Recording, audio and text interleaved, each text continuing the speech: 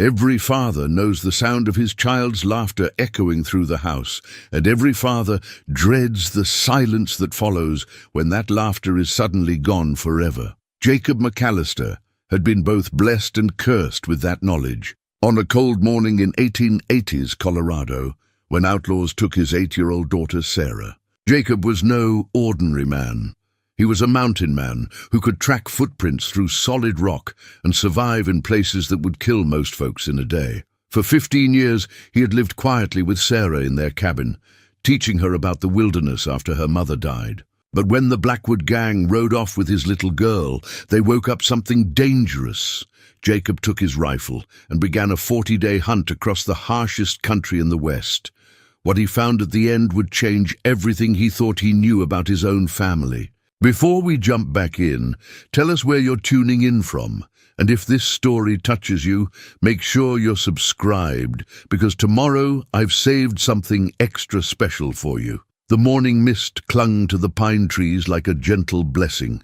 As Jacob McAllister stepped onto the wooden porch of his cabin, carrying 2 steaming cups of coffee. The larger mug was his, thick ceramic, chipped from years of use, dark as the mountain soil. The smaller one was painted with tiny wildflowers, a gift he'd bought for Sarah's 7th birthday from a traveling merchant who'd admired her polite manners and bright smile. "Papa, look what I found," Sarah called from the edge of their clearing, her voice carrying that particular excitement children reserve for discoveries that adults might dismiss as ordinary. She held up a pine cone the size of her small fist, its scales perfectly arranged in nature's mathematical precision. Jacob set both cups on the porch rail and walked toward his daughter, his boots crunching softly on the frost-touched grass. At 8 years old, Sarah had her mother's auburn hair and questioning green eyes, but she'd inherited Jacob's steady hands and natural curiosity about the world around them. In the 3 years since Mary's passing, Jacob had watched his daughter grow from a grieving child into a remarkable young person who could identify animal tracks, predict weather changes, and move through the forest with an awareness that impressed even seasoned woodsmen. "That's a sugar pine cone," Jacob said, kneeling beside her to examine her discovery. "See how the scales curve outward? The Washoe people used to gather the nuts from these. They're sweet and full of good fat for winter." Sarah turned the cone in her hands, studying its structure with the same intensity she brought to everything Jacob taught her. This was their morning ritual: coffee for him, warm milk with honey for her, and whatever lessons the wilderness offered up each day. Jacob had learned that children absorbed knowledge best when it came naturally, woven into daily life rather than forced upon them like medicine. Their cabin sat in a natural meadow, surrounded by towering pines and protected by granite outcroppings that formed a bowl around their small piece of paradise. Jacob had chosen this spot carefully 15 years ago when he'd first retreated. From civilization, seeking solitude after experiences he rarely discussed.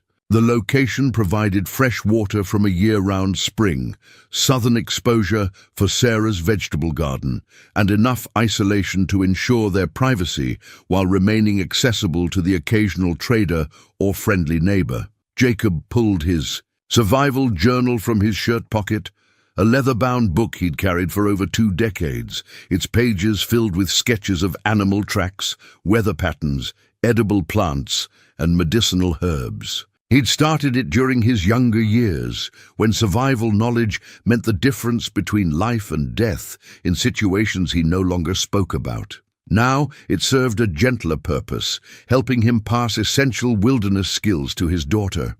"Come here, little one," he said, settling cross-legged on a fallen log.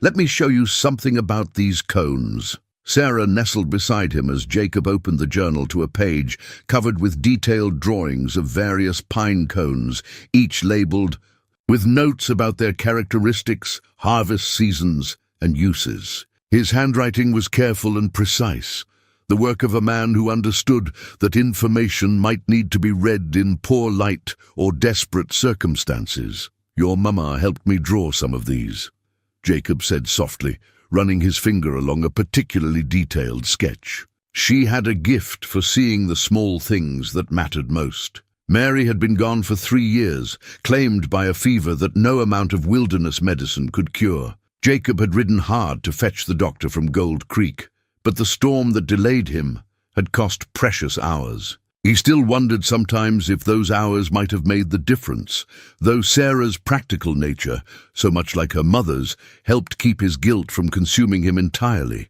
"I remember her hands," Sarah said, tracing the same drawing with her small finger.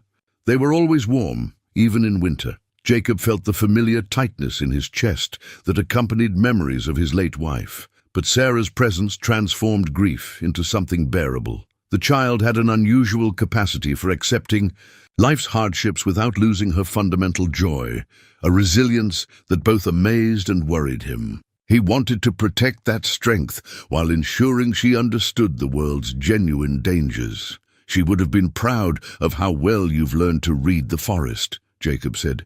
"Yesterday you spotted that deer trail I almost missed. Your eyes are getting sharper every season." Sarah beamed at the praise, then grew thoughtful. "Papa, why do you know so much about surviving? Before Mama died, you used to disappear sometimes. Where did you go?" Jacob closed the journal, considering his words carefully. Sarah deserved honesty, but she was still a child. Some truths could wait until she was older and better equipped to understand the complexities of adult choices and consequences. "Before I came to these mountains, I lived a different kind of life," he said. "I learned things that helped me stay alive in difficult places, far from home. When I met your mother, I realized I wanted something better than just surviving. I wanted to build something peaceful and lasting. Like our cabin, like our family," Jacob corrected gently. "The cabin is just wood and stone.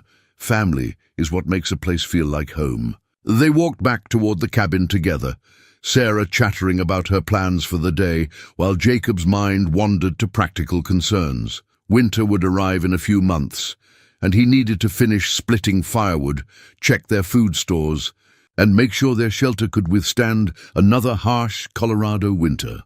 These mountains tested everyone who chose to call them home, but Jacob had learned to read their moods and work with their rhythms rather than fighting against them. The morning routine continued with breakfast, fresh trout from the stream, eggs from their small flock of chickens, and bread Sarah had helped bake the previous evening. Jacob watched his daughter eat with the healthy appetite of a growing child, noting how she'd learned to savor her food rather than rushing through meals. Mountain life taught patience and appreciation for simple pleasures. "After we finish eating, I want to show you how to repair snares," Jacob said. "The rabbits have been getting cleverer about avoiding our usual spots." Sarah nodded eagerly. She approached every lesson with enthusiasm, understanding instinctively that knowledge might someday mean survival. Jacob had never explicitly told her that wilderness skills could be matters of life and death, but children possessed their own wisdom about such things. As they cleaned up after breakfast, Jacob found himself studying Sarah's face, memorizing the way morning light brought out the gold flecks in her green eyes. These quiet moments had become precious to him, the gentle rhythm of their shared life, the way she trusted his guidance completely, the gradual transformation of a grieving widower into someone who could imagine happiness again. He had no way of knowing that this would be their last peaceful morning together, that by tomorrow the cabin would stand empty, and Sarah's laughter would be replaced by a silence that would drive him across hundreds of miles of unforgiving wilderness. For now, Jacob McAllister was simply a father teaching his daughter about pine cones and planning their day around the gentle rhythms of mountain life. "Papa," Sarah said, looking up from washing their breakfast dishes in a basin of warm water, "do you think Mama can see us from heaven?" Jacob paused in his task of banking the fire, struck by the question's timing and his daughter's serious expression. "I believe she watches over us," he said carefully, "and I think she'd be proud of the strong, smart young woman you're becoming." Sarah smiled, satisfied with his answer, and returned to her chores with renewed energy. Jacob watched her work, noting how she'd learned to be thorough without being wasteful, efficient without hurrying. These were lessons that extended far beyond housekeeping. principles of living that would serve her well no matter what challenges life presented. The sun climbed higher, burning away the morning mist and promising another beautiful day in their mountain sanctuary. Jacob felt a deep contentment settling over him like a comfortable old coat. This was the life he'd dreamed of during those harder years. Simple, peaceful, and filled with love. He had everything a man could reasonably want. Tomorrow he would learn how quickly everything could be taken away. The sound came at dawn, hoofbeats thundering across the meadow like a violent heartbeat against the mountain silence. Jacob's eyes snapped open in his narrow bed, every instinct from his forgotten years screaming danger. He'd learned long ago to trust the part of his mind that never truly slept. The sentinel that catalogued every unusual sound and movement even in dreams. Sarah was already stirring in her small room across the cabin's main living area, her sharp ears having caught the same ominous rhythm. Jacob slipped from bed and moved to the window, peering through a gap in the heavy curtains he'd sewn from deer hide. What he saw made his blood run cold. 6 riders approached at full gallop, their horses lathered with sweat and foam. Even at a distance, Jacob could see these weren't ordinary travelers. They rode with the loose, predatory grace of men accustomed to taking what they wanted through force. Their leader, a tall man with a black beard and a long coat that flapped behind him like a vulture's wings, gestured toward the cabin with movements that spoke of command and violence. "Sarah," Jacob called quietly, his voice carrying the controlled urgency she'd learned to recognize and obey without question. "Come here, quickly." His daughter appeared at his side, her nightgown white as moonlight, her hair tousled from sleep. When she saw his expression, her face grew serious. Sarah had inherited more than her mother's looks. She possessed an intuitive understanding of when situations had turned dangerous. "Bad men?" she whispered. Jacob nodded grimly. "Get dressed, quickly and quietly. Then go to the root cellar and hide behind the potato sacks like we practiced." They'd never actually practiced such a thing, but Sarah was intelligent enough to understand that some lies were meant to protect. She disappeared into her room, while Jacob grabbed his Winchester rifle from its place above the fireplace. His hands moved with practiced efficiency, checking the action and loading fresh cartridges into the magazine. The familiar weight of the weapon brought back memories he'd spent 15 years trying to forget. The riders had reached their front yard. Jacob could hear their horses snorting and stamping, leather creaking as the men dismounted. Through the window, he watched the bearded leader survey their small homestead with calculating eyes, taking inventory of everything that might have value. When those eyes settled on the cabin itself, Jacob felt a chill that had nothing to do with the morning air. A heavy fist pounded on the door, rattling the frame Jacob had built with his own hands. "Open up!" The voice carried authority and cruelty in equal measure. "We know someone's in there." Jacob moved to the door but didn't open it. "State your business," he called through the thick wood.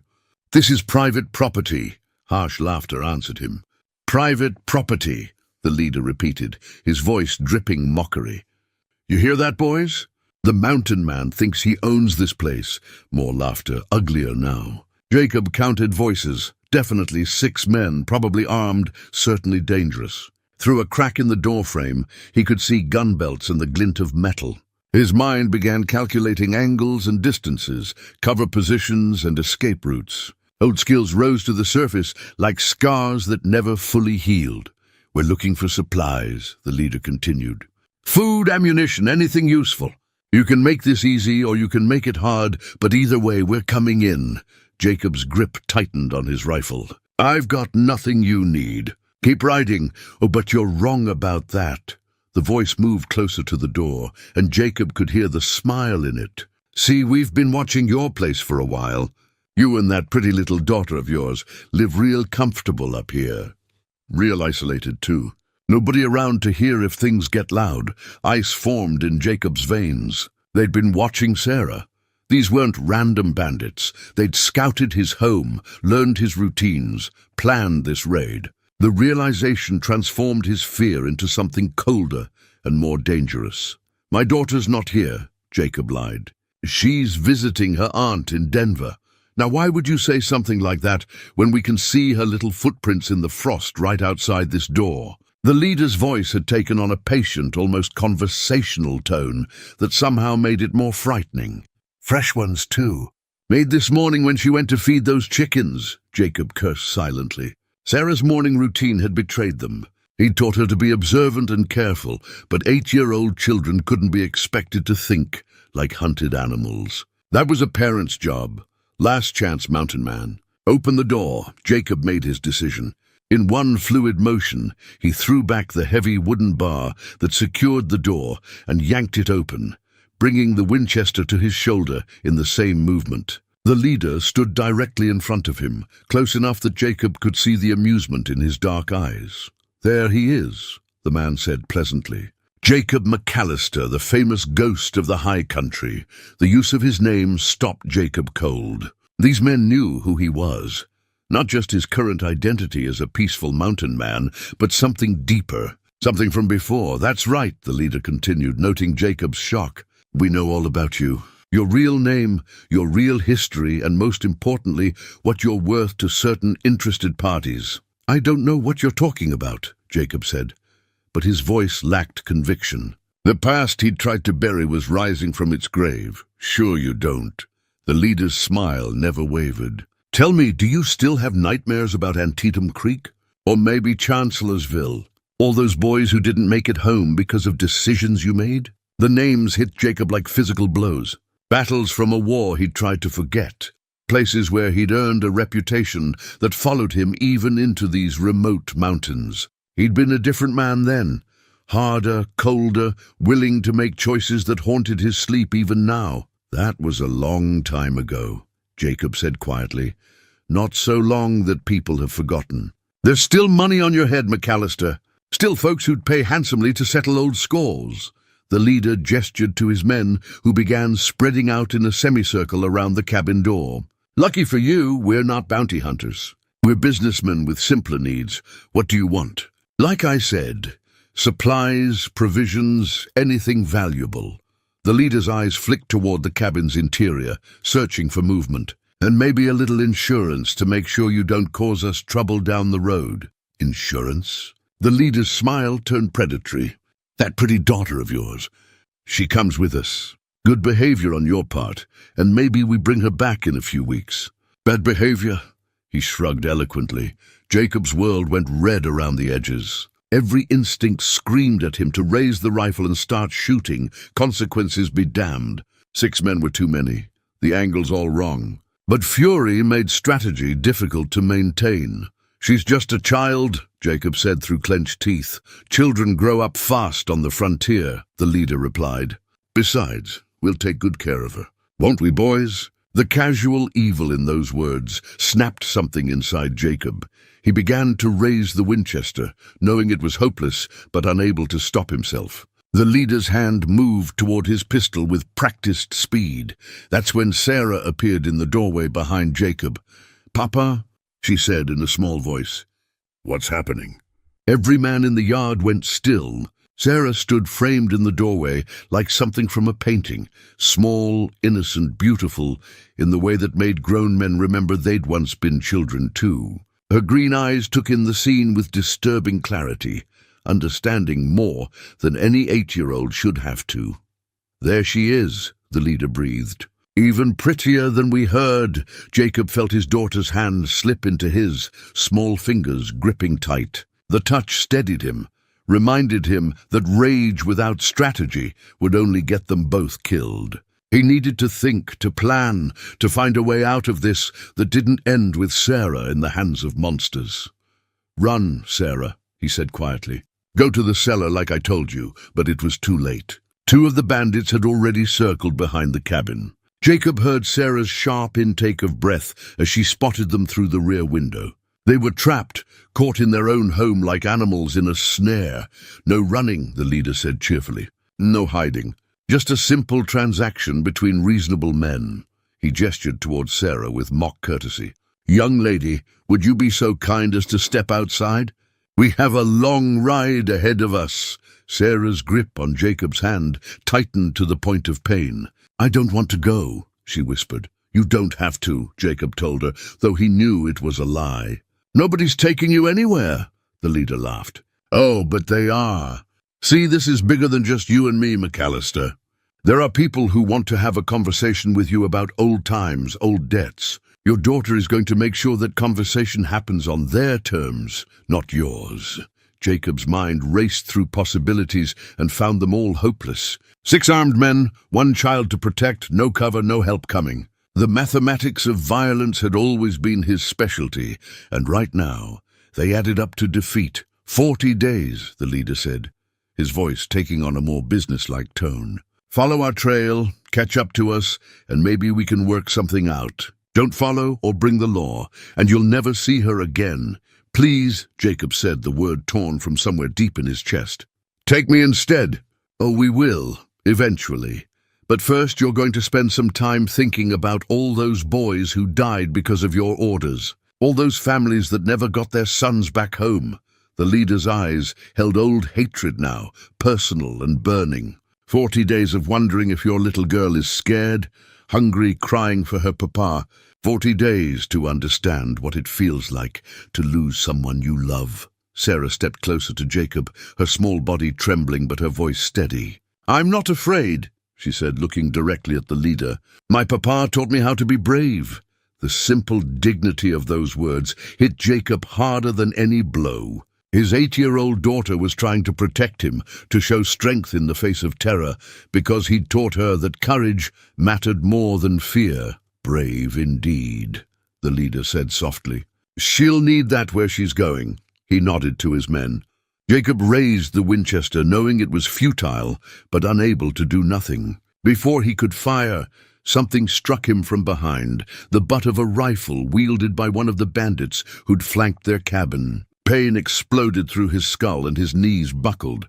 Through a haze of stars and nausea, he heard Sarah scream. Rough hands seized her, lifting her struggling form onto a horse. Jacob tried to rise, tried to reach for her, but his vision kept sliding in and out of focus. 40 days, the leader called as the bandits mounted up. Don't disappoint us, McAllister. That little girl's life depends on you remembering how to be the man you used to be. The hoofbeats faded into distance, taking Sarah's cries with them. Jacob knelt in his doorway, blood running from his scalp, staring at the empty meadow where his daughter had vanished. On the ground near his feet, caught on a thorn bush, fluttered a small piece of blue calico fabric, a fragment torn from Sarah's nightgown. Jacob picked up the fabric with shaking fingers. It was soft, still warm from her body, and smelled faintly of the lavender soap Mary used to make. Such a small thing, but it proved Sarah had been here, that this nightmare was real. He struggled to his feet, ignoring the pain in his head and the weakness in his legs. 40 days, the leader had said. 40 days to follow their trail across God knew how many miles of wilderness. 40 days to become the man he'd tried so hard to leave behind. Jacob looked at the scrap of fabric in his palm, then at the survival journal lying open on the cabin floor where it had fallen during the struggle. 2 artifacts of his life, one representing everything innocent and precious, the other containing knowledge that might be the difference between Sarah's life and death. The hunt was about to begin. The blood on Jacob's scalp had dried to a brown crust by the time he forced himself to move. The sun hung low in the morning sky, casting long shadows across the meadow that held the hoofprints of 6 horses and the scattered fragments of his former life. His head pounded with each heartbeat, but the pain helped focus his mind on what needed to be done. Jacob gathered supplies with methodical precision, his hands moving through tasks while his thoughts remained fixed on Sarah's frightened face. He rolled his sleeping blanket tight, filled his water skins from the spring, and packed jerky, hardtack, and coffee into a leather satchel that had seen him through countless miles in younger days. Every item had to earn its place. Weight meant fatigue, and fatigue could mean the difference between catching up to the Blackwood gang or losing Sarah forever. The Winchester went across his shoulders on its familiar leather sling. His Colt revolver rode in the holster at his hip, cleaned and loaded, the weight both comforting and ominous. Jacob hadn't worn a gun belt in 3 years, but his body remembered the balance, the way the weapon became part of his natural movement. Some skills never left a man, no matter how hard he tried to forget them. Before leaving the cabin, Jacob wrote a brief note and pinned it to the door. If anyone came looking, and someone eventually would, when he and Sarah failed to appear at the autumn trading post, they'd know what had happened. The words came hard, each one a small admission of failure. Sarah taken by Blackwood gang. Following their trail, if you find this and we haven't returned, tell Marshal Davies in Gold Creek. Jacob locked the cabin door and pocketed the key, though he doubted either he or Sarah would ever use it again. The home they'd built together felt fragile now, temporary in a way he'd never noticed before. A man's sanctuary only lasted as long as the world allowed it to exist in peace. The trail left by 6 horses and riders was easy to follow at first. The gang had made no effort to hide their passage, confident in their head start and Jacob's supposed helplessness. Hoofprints cut deep into the soft earth near the stream, and broken branches marked their passage through the pine grove that bordered the meadow's eastern edge. Jacob knelt beside the clearest tracks, studying them with eyes that had once been legendary for their ability to read stories in disturbed earth. The lead horse, the one carrying the bearded man who'd spoken with such casual cruelty, had a distinctive chip in its left front shoe. One of the trailing horses favored its right rear leg slightly, probably an old injury that didn't cause lameness, but created an irregular gait pattern. These details would matter when the trail grew cold or confusion arose about which direction the gang had taken. The first miles led downhill through familiar territory. Jacob had hunted these slopes countless times with Sarah, teaching her to identify game trails and recognize the subtle signs that revealed an animal's passage. Now he applied those same skills to human prey, noting where horses had paused to drink, where riders had dismounted to adjust equipment, where someone had stopped to relieve himself against a pine tree. 3 hours into his pursuit, Jacob came across the first clear evidence that Sarah was indeed with the gang. Near a small clearing where the horses had rested, he found tiny footprints in a patch of damp earth, unmistakably hers, showing the distinctive wear pattern of the boots he'd made for her last winter. The prints were surrounded by larger boot marks, suggesting the riders had allowed her to dismount briefly. Whether from kindness or necessity, Jacob couldn't tell. The discovery brought both relief and renewed anguish. Sarah was alive and apparently able to walk, but she was also miles from home, in the company of dangerous men with unknown intentions. Jacob forced himself to examine the scene with professional detachment, gathering information that might prove useful later. One detail caught his attention. Sarah's footprints showed she'd walked a small circle around a particular boulder, as if examining something closely. Jacob searched the area and found what had drawn her interest: a patch of unusual wildflowers growing in the boulder's shadow. Sarah had always been fascinated by plants, especially ones she hadn't seen before. Even in her current circumstances, her curious nature was asserting itself. The thought of his daughter's intellectual courage in the face of terror filled Jacob with fierce pride and deeper worry. Sarah's inquisitive spirit was part of what made her special, but it might also put her in greater danger if her captors interpreted curiosity as defiance. Jacob continued following the trail as it wound through increasingly unfamiliar territory. The gang was heading generally southeast, away from the main wagon roads and established settlements. This suggested they had a specific destination in mind, rather than wandering randomly across the landscape. That knowledge might prove valuable. Men following a planned route were more predictable than those moving on impulse. As the afternoon wore on, Jacob found his pace settling into the rhythm he remembered from long-ago pursuits in very different circumstances. His legs found their stride, his breathing steadied, and his mind began cataloguing distance, terrain, and the countless small details that might matter later. The skills were rusty, but not gone, like a language he hadn't spoken in years, but could still understand when forced to use it. Near sunset, Jacob reached a rocky outcropping that offered a view of the valley below. The gang's trail continued down toward a creek that meandered between stands of aspen and cottonwood. In the distance, perhaps 2 miles ahead, he could see wisps of smoke that might indicate a campfire. His first instinct was to close the distance immediately, but experience counseled patience. Jacob settled behind a screen of boulders and studied the distant smoke through the small brass telescope he'd carried in his pack. The magnification revealed what appeared to be a well-used camping spot beside the creek, probably a place where travelers regularly stopped for water and rest. If the Blackwood gang was indeed camped there, approaching in daylight would be suicide. Better to wait for full darkness and scout their position carefully. While he waited, Jacob opened his survival journal and made careful notes about the day's discoveries. The chip in the lead horse's shoe, the injured animal's gait pattern, Sarah's apparent interest in unknown flowers, the gang's southeastern direction of travel. All potentially important information that he might need to recall weeks from now, when fatigue and stress had clouded his memory. The journal's familiar weight in his hands brought back memories of other pursuits, other camps where he'd sat alone in the darkness, planning approaches that might mean life or death for himself and others. The techniques were the same, but the stakes felt infinitely higher. In his younger days, he'd been pursuing enemies, dangerous men who'd chosen their fate through their actions. Now he was hunting for his daughter, an innocent child whose only crime was being born to a father with a complicated past. As full darkness settled over the valley, Jacob crept closer to the suspected campsite. The terrain favored stealth, loose shale that absorbed footsteps, scattered boulders that provided cover, and a creek whose babbling masked small sounds. He moved with the deliberate care of a man who understood that one misstep could cost everything.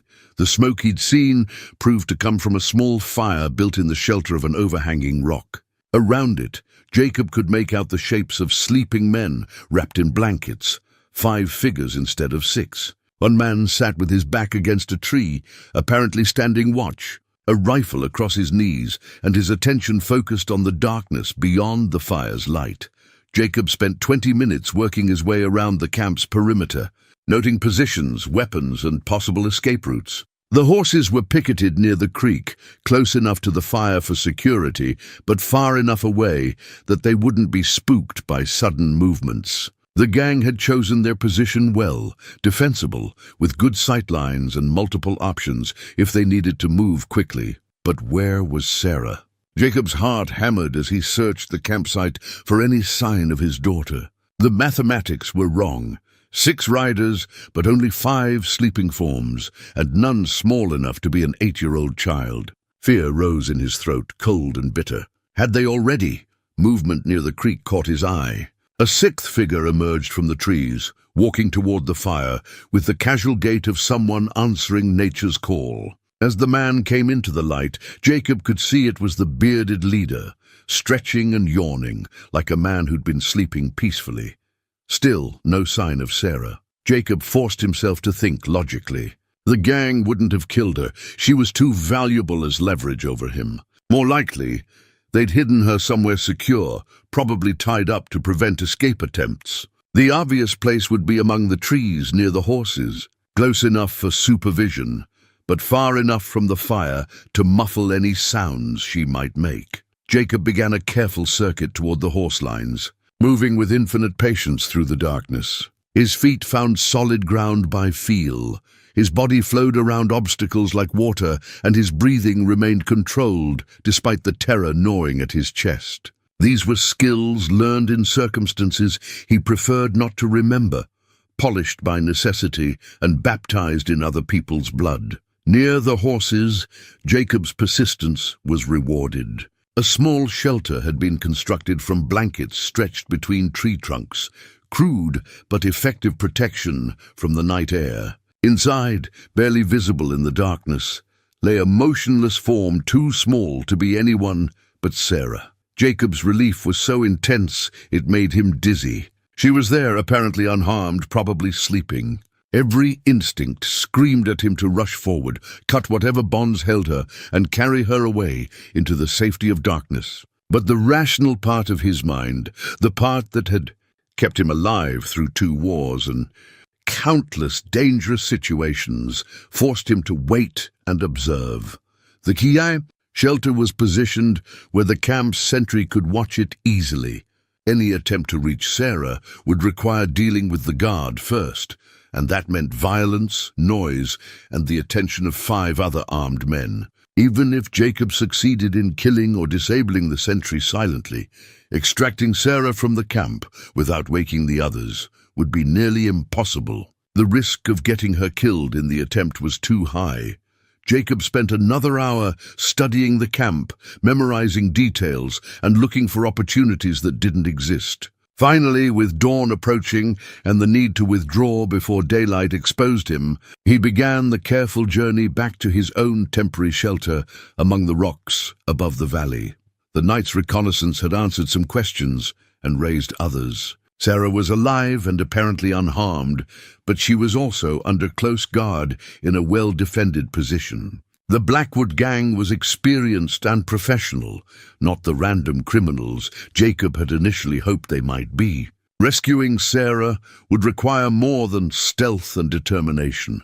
It would demand the full resurrection of skills Jacob had spent 15 years trying to bury. As he settled into his cold camp to wait for morning, Jacob pulled out a crumpled piece of paper he'd been carrying since leaving the cabin. It was a wanted poster, old and faded, bearing the image of a younger man with hard eyes and a description of crimes that made civilized people cross themselves in fear. Marcus Blackjack Blackwood, wanted for murder, kidnapping, robbery, and worse. The poster offered a substantial reward and warned that Blackwood should be considered extremely dangerous. At the bottom, in smaller print, it mentioned that Blackwood was believed to be seeking revenge against certain former military officers for unspecified grievances dating to the Civil War. Jacob stared at the poster until his eyes burned, finally understanding why the gang leader had known his name and history. This wasn't a random crime or even a simple kidnapping for profit. This was personal, rooted in events from decades past that Jacob had thought were buried, along with the men who died because of his decisions. Sarah had been taken not just as a daughter, but as a weapon in a war that should have ended at Appomattox. The realization made Jacob's blood run cold, because it meant Blackwood's intentions went far beyond ransom or leverage. This was about inflicting maximum pain, and an 8-year-old girl was the perfect instrument for that purpose. Jacob folded the poster carefully and tucked it back into his pocket. Tomorrow he would continue the pursuit, following a trail that led not just across hostile wilderness but back into the darkest chapters of his own history. The man who'd built a peaceful life in the mountains was gone now, burned away by necessity and a father's love. What remained was something harder and more dangerous, something Jacob had hoped never to become again. The hunt was just beginning. Dawn broke grey and cold over the valley, revealing terrain that looked different in daylight than it had during Jacob's nighttime reconnaissance. The Blackwood gang's campsite lay empty now, their fire reduced to scattered ashes and their presence marked only by trampled grass and horse droppings. They'd broken camp before sunrise, a professional touch that spoke of military experience and careful planning. Jacob studied the abandoned site through his telescope, noting details that darkness had hidden. The gang had been methodical in their departure, scattering evidence and obscuring their trail in ways that suggested this wasn't their first time evading pursuit. But they weren't perfect. No one ever was when they had to move quickly and manage a kidnapped child. The trail led southeast toward country Jacob had never seen before, high desert transitioning to badlands, where water became scarce and the sun turned landscape into a furnace during summer months. It was territory that would test every survival skill he possessed, and the gang had chosen it deliberately to discourage pursuit. Jacob packed his meager camp and began following the trail with renewed urgency. The gang had gained hours on him, and every mile between them made Sarah's rescue more difficult. But haste had to be balanced against caution. A turned ankle or missed water source could end the pursuit as surely as losing the trail entirely. 3 miles from the abandoned campsite, Jacob found the first sign that Sarah was still alive and thinking. Near a creek crossing where the horses had paused to drink, he discovered a small pile of smooth river stones arranged in a pattern he recognized. Sarah had learned the technique from an old Ute, medicine man who'd visited their cabin the previous winter, a way of marking direction using natural materials that looked random to casual observers. The stones pointed southeast, confirming the gang's general direction, but also proving that Sarah was alert enough to leave markers for him to find. The knowledge filled Jacob with pride and worry in equal measure. His daughter was showing remarkable courage and intelligence, but such behavior might anger her captors if they discovered what she was doing. Jacob carefully scattered the stones to prevent anyone else from reading their message, then continued following the main trail. The terrain grew more challenging as the day progressed. Loose shale that slid underfoot, rocky outcroppings that forced long detours, and an increasingly sparse water supply that required careful rationing of his reserves. By midday, the sun had turned the landscape into a shimmering hell. Jacob's shirt clung to his back with sweat, and his water skins felt lighter with each sip. This was desert country now, beautiful in its harsh way, but utterly unforgiving to those who made mistakes. The gang was testing him, seeing if a soft mountain man could survive in conditions that killed unprepared travelers. What they didn't know was that Jacob had crossed worse country under more difficult circumstances. The Sonoran Desert during the Apache campaigns, the alkali flats of Nevada in pursuit of Confederate gold shipments, the salt wastes of Utah when winter storms trapped his unit for 3 weeks with minimal supplies. Those experiences lived in his bones, ready to surface when survival demanded them. The trail led through a narrow canyon where red sandstone walls rose like cathedral spires toward a cloudless sky. Jacob moved carefully through the confined space, aware that it would be perfect for an ambush. The gang might have posted a rear guard or simply rigged rockfalls to discourage pursuit. His eyes searched constantly for signs of disturbance. Loose stones balanced precariously, scratches in the rock that might indicate climbing. Places where a man could hide and wait. Halfway through the canyon, Jacob found what he was looking for and what he'd been dreading. A Blackwood gang campsite, but this one was different from the previous night's temporary stop. This showed signs of longer occupation, more scattered debris, multiple firings, and areas where horses had been picketed for extended periods. Most telling was a crude shelter built against the canyon wall, constructed from scavenged materials and positioned to provide protection from sun and wind. Jacob approached the site with weapons ready, though his instincts told him it was empty. The gang had used this place recently, but not within the last day. Dust patterns and the condition of scattered equipment suggested they'd departed sometime the previous morning, probably shortly after taking Sarah from his cabin. Near the shelter, Jacob made a discovery that stopped him cold. A wooden compass lay partially buried in the sand, its brass case cracked and its needle stuck, pointing toward magnetic north. Jacob recognized it immediately, a compass he'd given Sarah for her 8th birthday, teaching her the basics of navigation during their woodland walks. But this compass told a more complex story than simple abandonment. The crack in the case was fresh, and the way it lay suggested it had been thrown rather than dropped. More importantly, someone had scratched marks into the sand around it, small symbols that looked random but carried meaning for anyone who knew how to read them. Jacob knelt beside the compass and studied the scratches with growing amazement. Sarah had used a technique he'd taught her for marking game trails, a system of lines and dots that indicated direction, distance, and conditions ahead. Reading the marks like a desperate prayer, Jacob deciphered his daughter's message. Southeast, 2 days' ride, water scarce, 5 men still with her. The broken compass told its own story. Sarah had damaged it deliberately, making it useless for navigation, but creating an excuse to mark their position for anyone who might follow. The 8-year-old girl was not only surviving her captivity, but actively working to aid her own rescue. Jacob picked up the compass pieces with hands that trembled slightly. The artifact represented so much.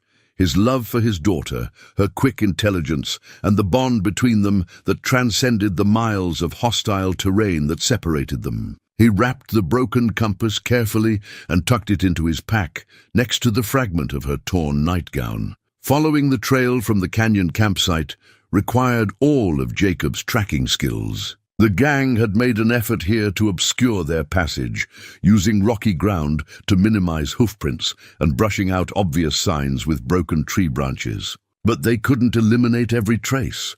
A bent piece of sage-grass here, a scratch on a boulder there. The subtle signs that revealed direction and timing to eyes that knew how to read them.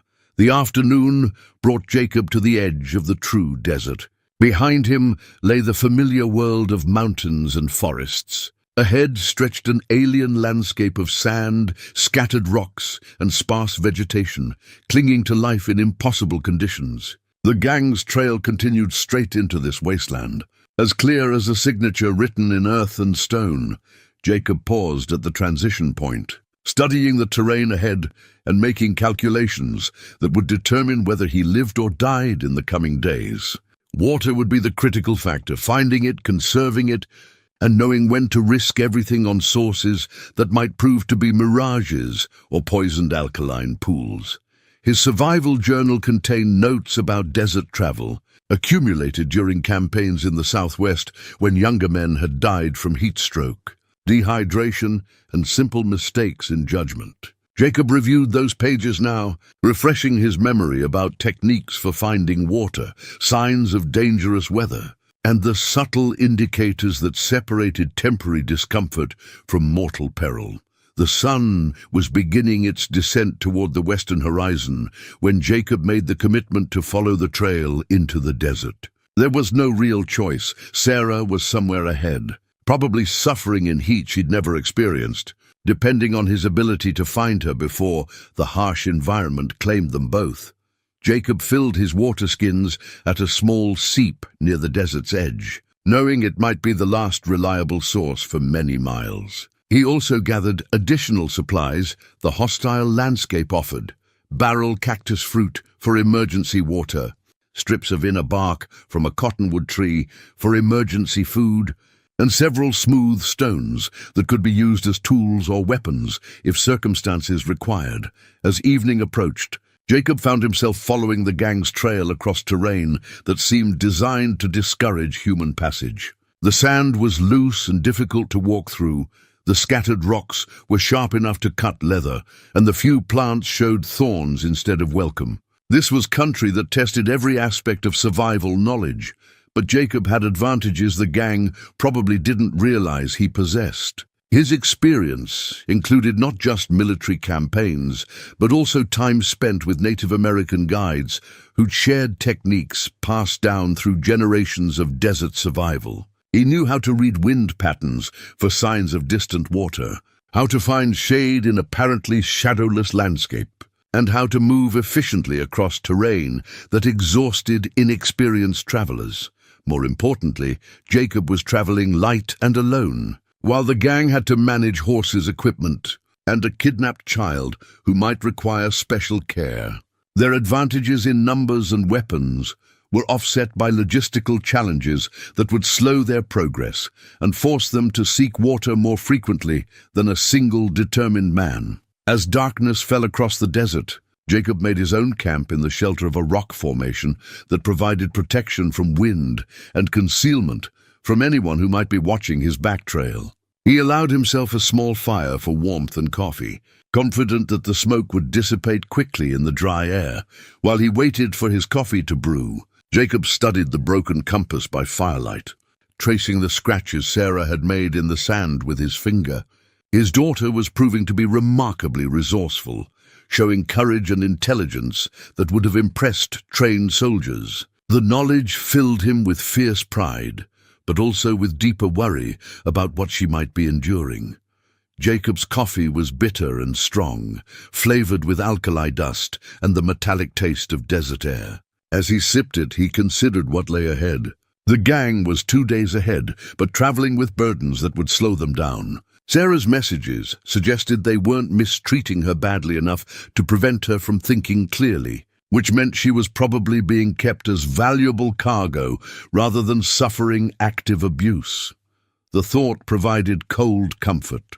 Even well-treated captives could die in desert conditions, and 8-year-old children had limited tolerance for heat, thirst, and the psychological stress of uncertainty. Jacob needed to close the distance quickly, while conserving enough strength to be effective when he finally caught up with them. As he settled into his blanket for a few hours of rest, Jacob allowed himself to think about Sarah's courage. She was handling her situation with a maturity that both impressed and saddened him. No child should have to develop such survival skills under such circumstances.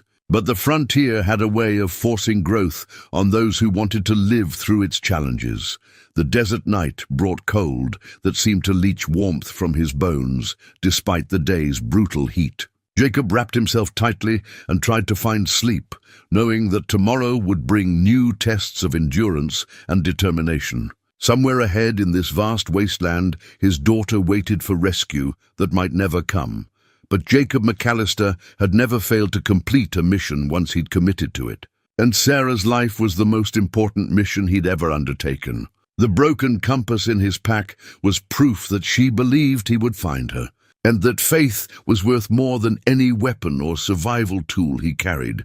The hunt would continue at first light. The desert dawn came without mercy, transforming the landscape from freezing darkness to blazing furnace in what seemed like minutes. Jacob woke before sunrise, his body's internal clock calibrated by decades of early rising and the urgent need to make progress while temperatures remained bearable. The sand around his small camp showed the delicate tracks of creatures that had emerged during the night. Sidewinder rattlesnakes, kangaroo rats, and kit foxes adapted to this harsh environment in ways that humans could only admire and attempt to emulate. Jacob's water situation had become critical. His skins held perhaps 2 days' supply if he rationed carefully, and the Blackwood Gang's trail showed no sign of veering toward known water sources. They were either following a route they knew well, or they were as desperate as he was and hoping to find salvation ahead, rather than turning back toward certainty. Behind, the trail led across a flat expanse of hardpan desert where the earth had been baked into pottery hard. Plates separated by deep cracks that could turn an ankle or break a horse's leg. Jacob moved carefully across this treacherous surface, reading the story written in disturbed dust and scattered pebbles. The gang's horses were showing signs of stress. Their gaits had become irregular, and several animals were favoring hooves that had been bruised by the unforgiving ground. More encouraging was evidence that the gang was slowing down. Jacob found places where they'd stopped more frequently, probably to rest horses that were approaching exhaustion. The mathematics of pursuit were shifting in his favor, but only if he could maintain his own pace without succumbing to the desert's relentless assault on human endurance. Around midday, when the sun had turned the air itself into a weapon, Jacob found shelter in the shadow of a massive boulder and forced himself to rest during the worst heat. This was desert survival strategy: travel during dawn and dusk, shelter during the day's peak, and never waste energy fighting conditions that couldn't be defeated through determination alone. While he waited for the sun to become bearable again, Jacob studied his survival journal section on desert water sources. Springs were rare but possible, usually marked by green vegetation visible from great distances. More likely were hidden seeps where water collected in rock crevices, or temporary pools created by rare rainstorms. The key was knowing how to read landscape features that revealed the presence of water to trained eyes. Jacob's attention was caught by a distant smudge on the horizon, something that didn't belong to the natural patterns of rock and sand. Through his telescope, he could make out what appeared to be vegetation, possibly even trees, suggesting a water source substantial enough to support plant life. The mirage effects common to desert air made accurate distance estimation impossible. But Jacob judged the green patch to be at least 10 miles away. The gang's trail headed in that general direction, confirming Jacob's suspicion that they knew about the water source and were racing to reach it before their horses collapsed from dehydration. This knowledge gave Jacob his first real tactical advantage since beginning the pursuit. If he could reach the water source first, or even arrive while the gang was still there, he might finally have an opportunity to attempt Sarah's rescue. Jacob spent the afternoon hours planning his approach. The desert's flat expanse offered no concealment for a direct advance, but the same conditions that made hiding impossible also made ambush unlikely. If Jacob could close the distance during the cool evening hours, he might be able to scout the water source and assess the situation without exposing himself to immediate danger. As the sun began its descent toward the western horizon, Jacob resumed his pursuit with renewed energy. The gang's trail was easier to follow now. The horses were tired enough that their riders weren't bothering to obscure hoofprints, and the direct line toward the distant water source made their route predictable. Jacob found himself gaining ground steadily, though he remained several hours behind his quarry.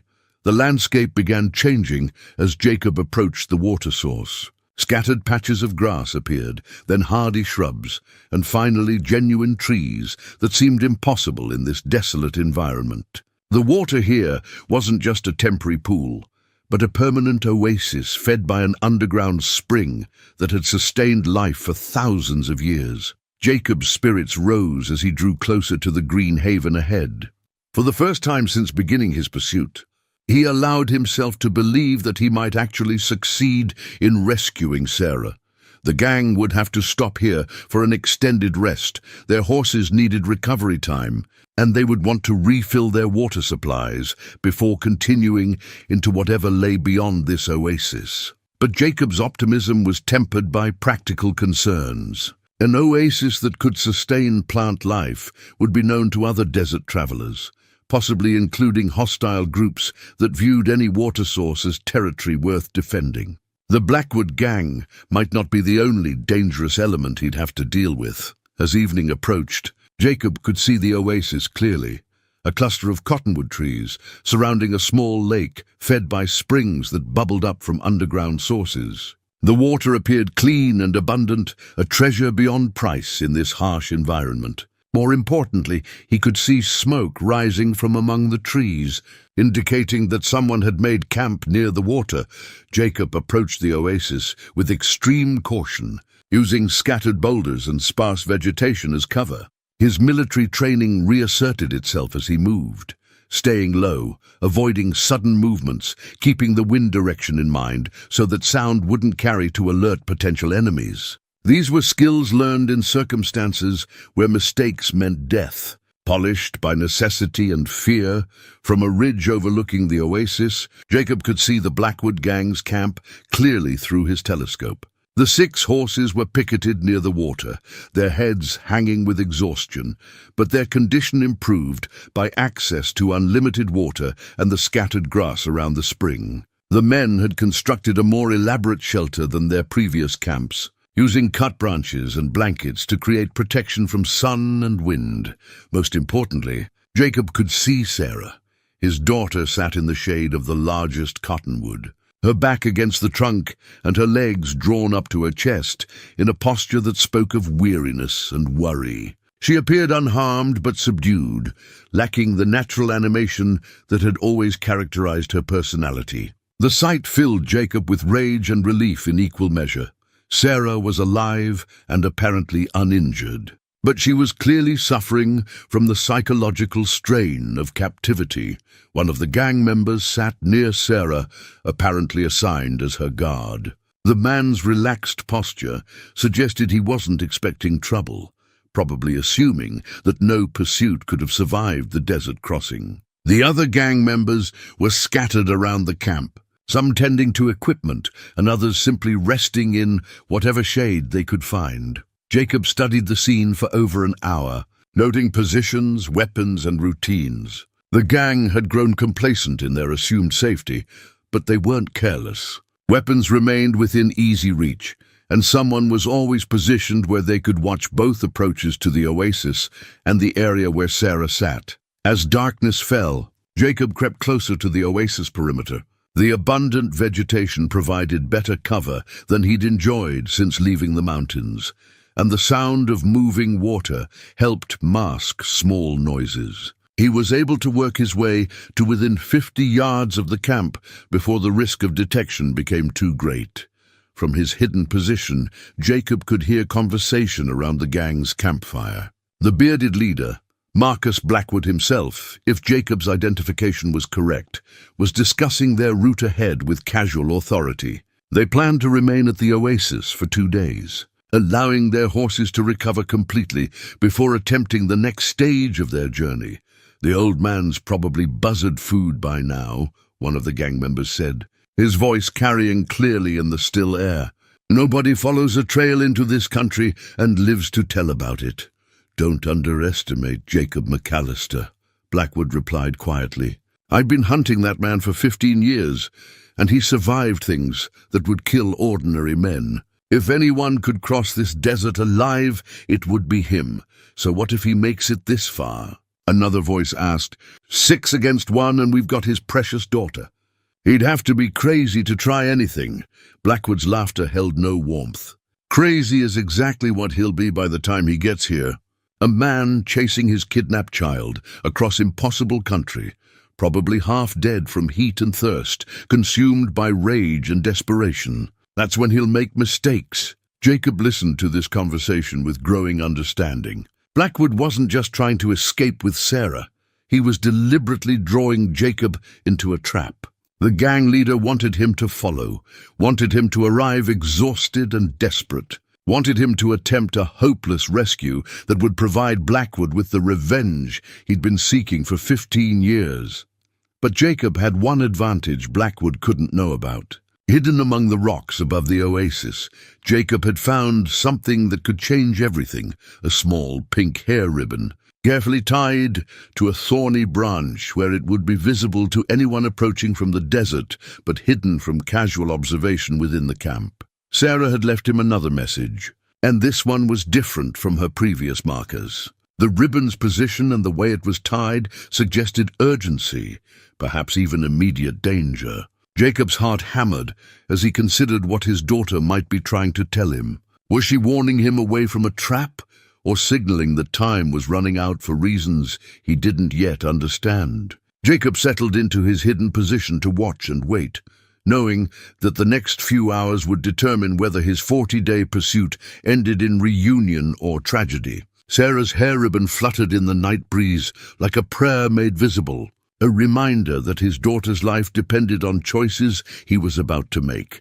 The oasis had become a stage where past and present would collide, where a father's love would be tested against a bitter enemy's thirst for revenge. Jacob checked his weapons one final time and prepared to discover what Sarah's final message really meant. Jacob spent the long desert night studying every detail of the Blackwood gang's camp, memorizing guard rotations, weapon positions, and the subtle rhythms of men who believed themselves safe from pursuit. The oasis provided enough ambient light from stars reflecting on water that he could observe without exposing himself, and the constant murmur of the spring masked small movements as he adjusted his position to maintain surveillance. Around midnight, Jacob made a disturbing discovery.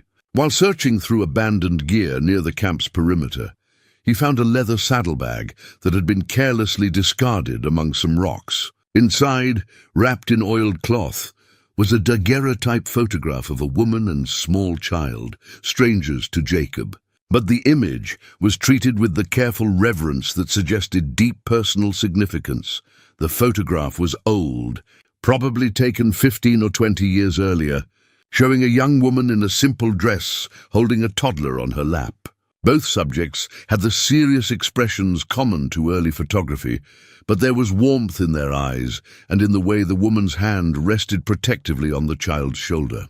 Someone had written on the back in fading ink, "My beloved Mary and little Thomas, 1863. Jacob stared at the photograph with growing confusion. The woman bore a striking resemblance to his late wife, The same auburn hair, similar facial structure, even a comparable gentle expression around the eyes. The resemblance was so strong that for a moment Jacob wondered if his grief and exhaustion were causing him to see things that weren't there. But the photograph was real, and its presence in Blackwood's possessions suggested connections that Jacob couldn't yet understand.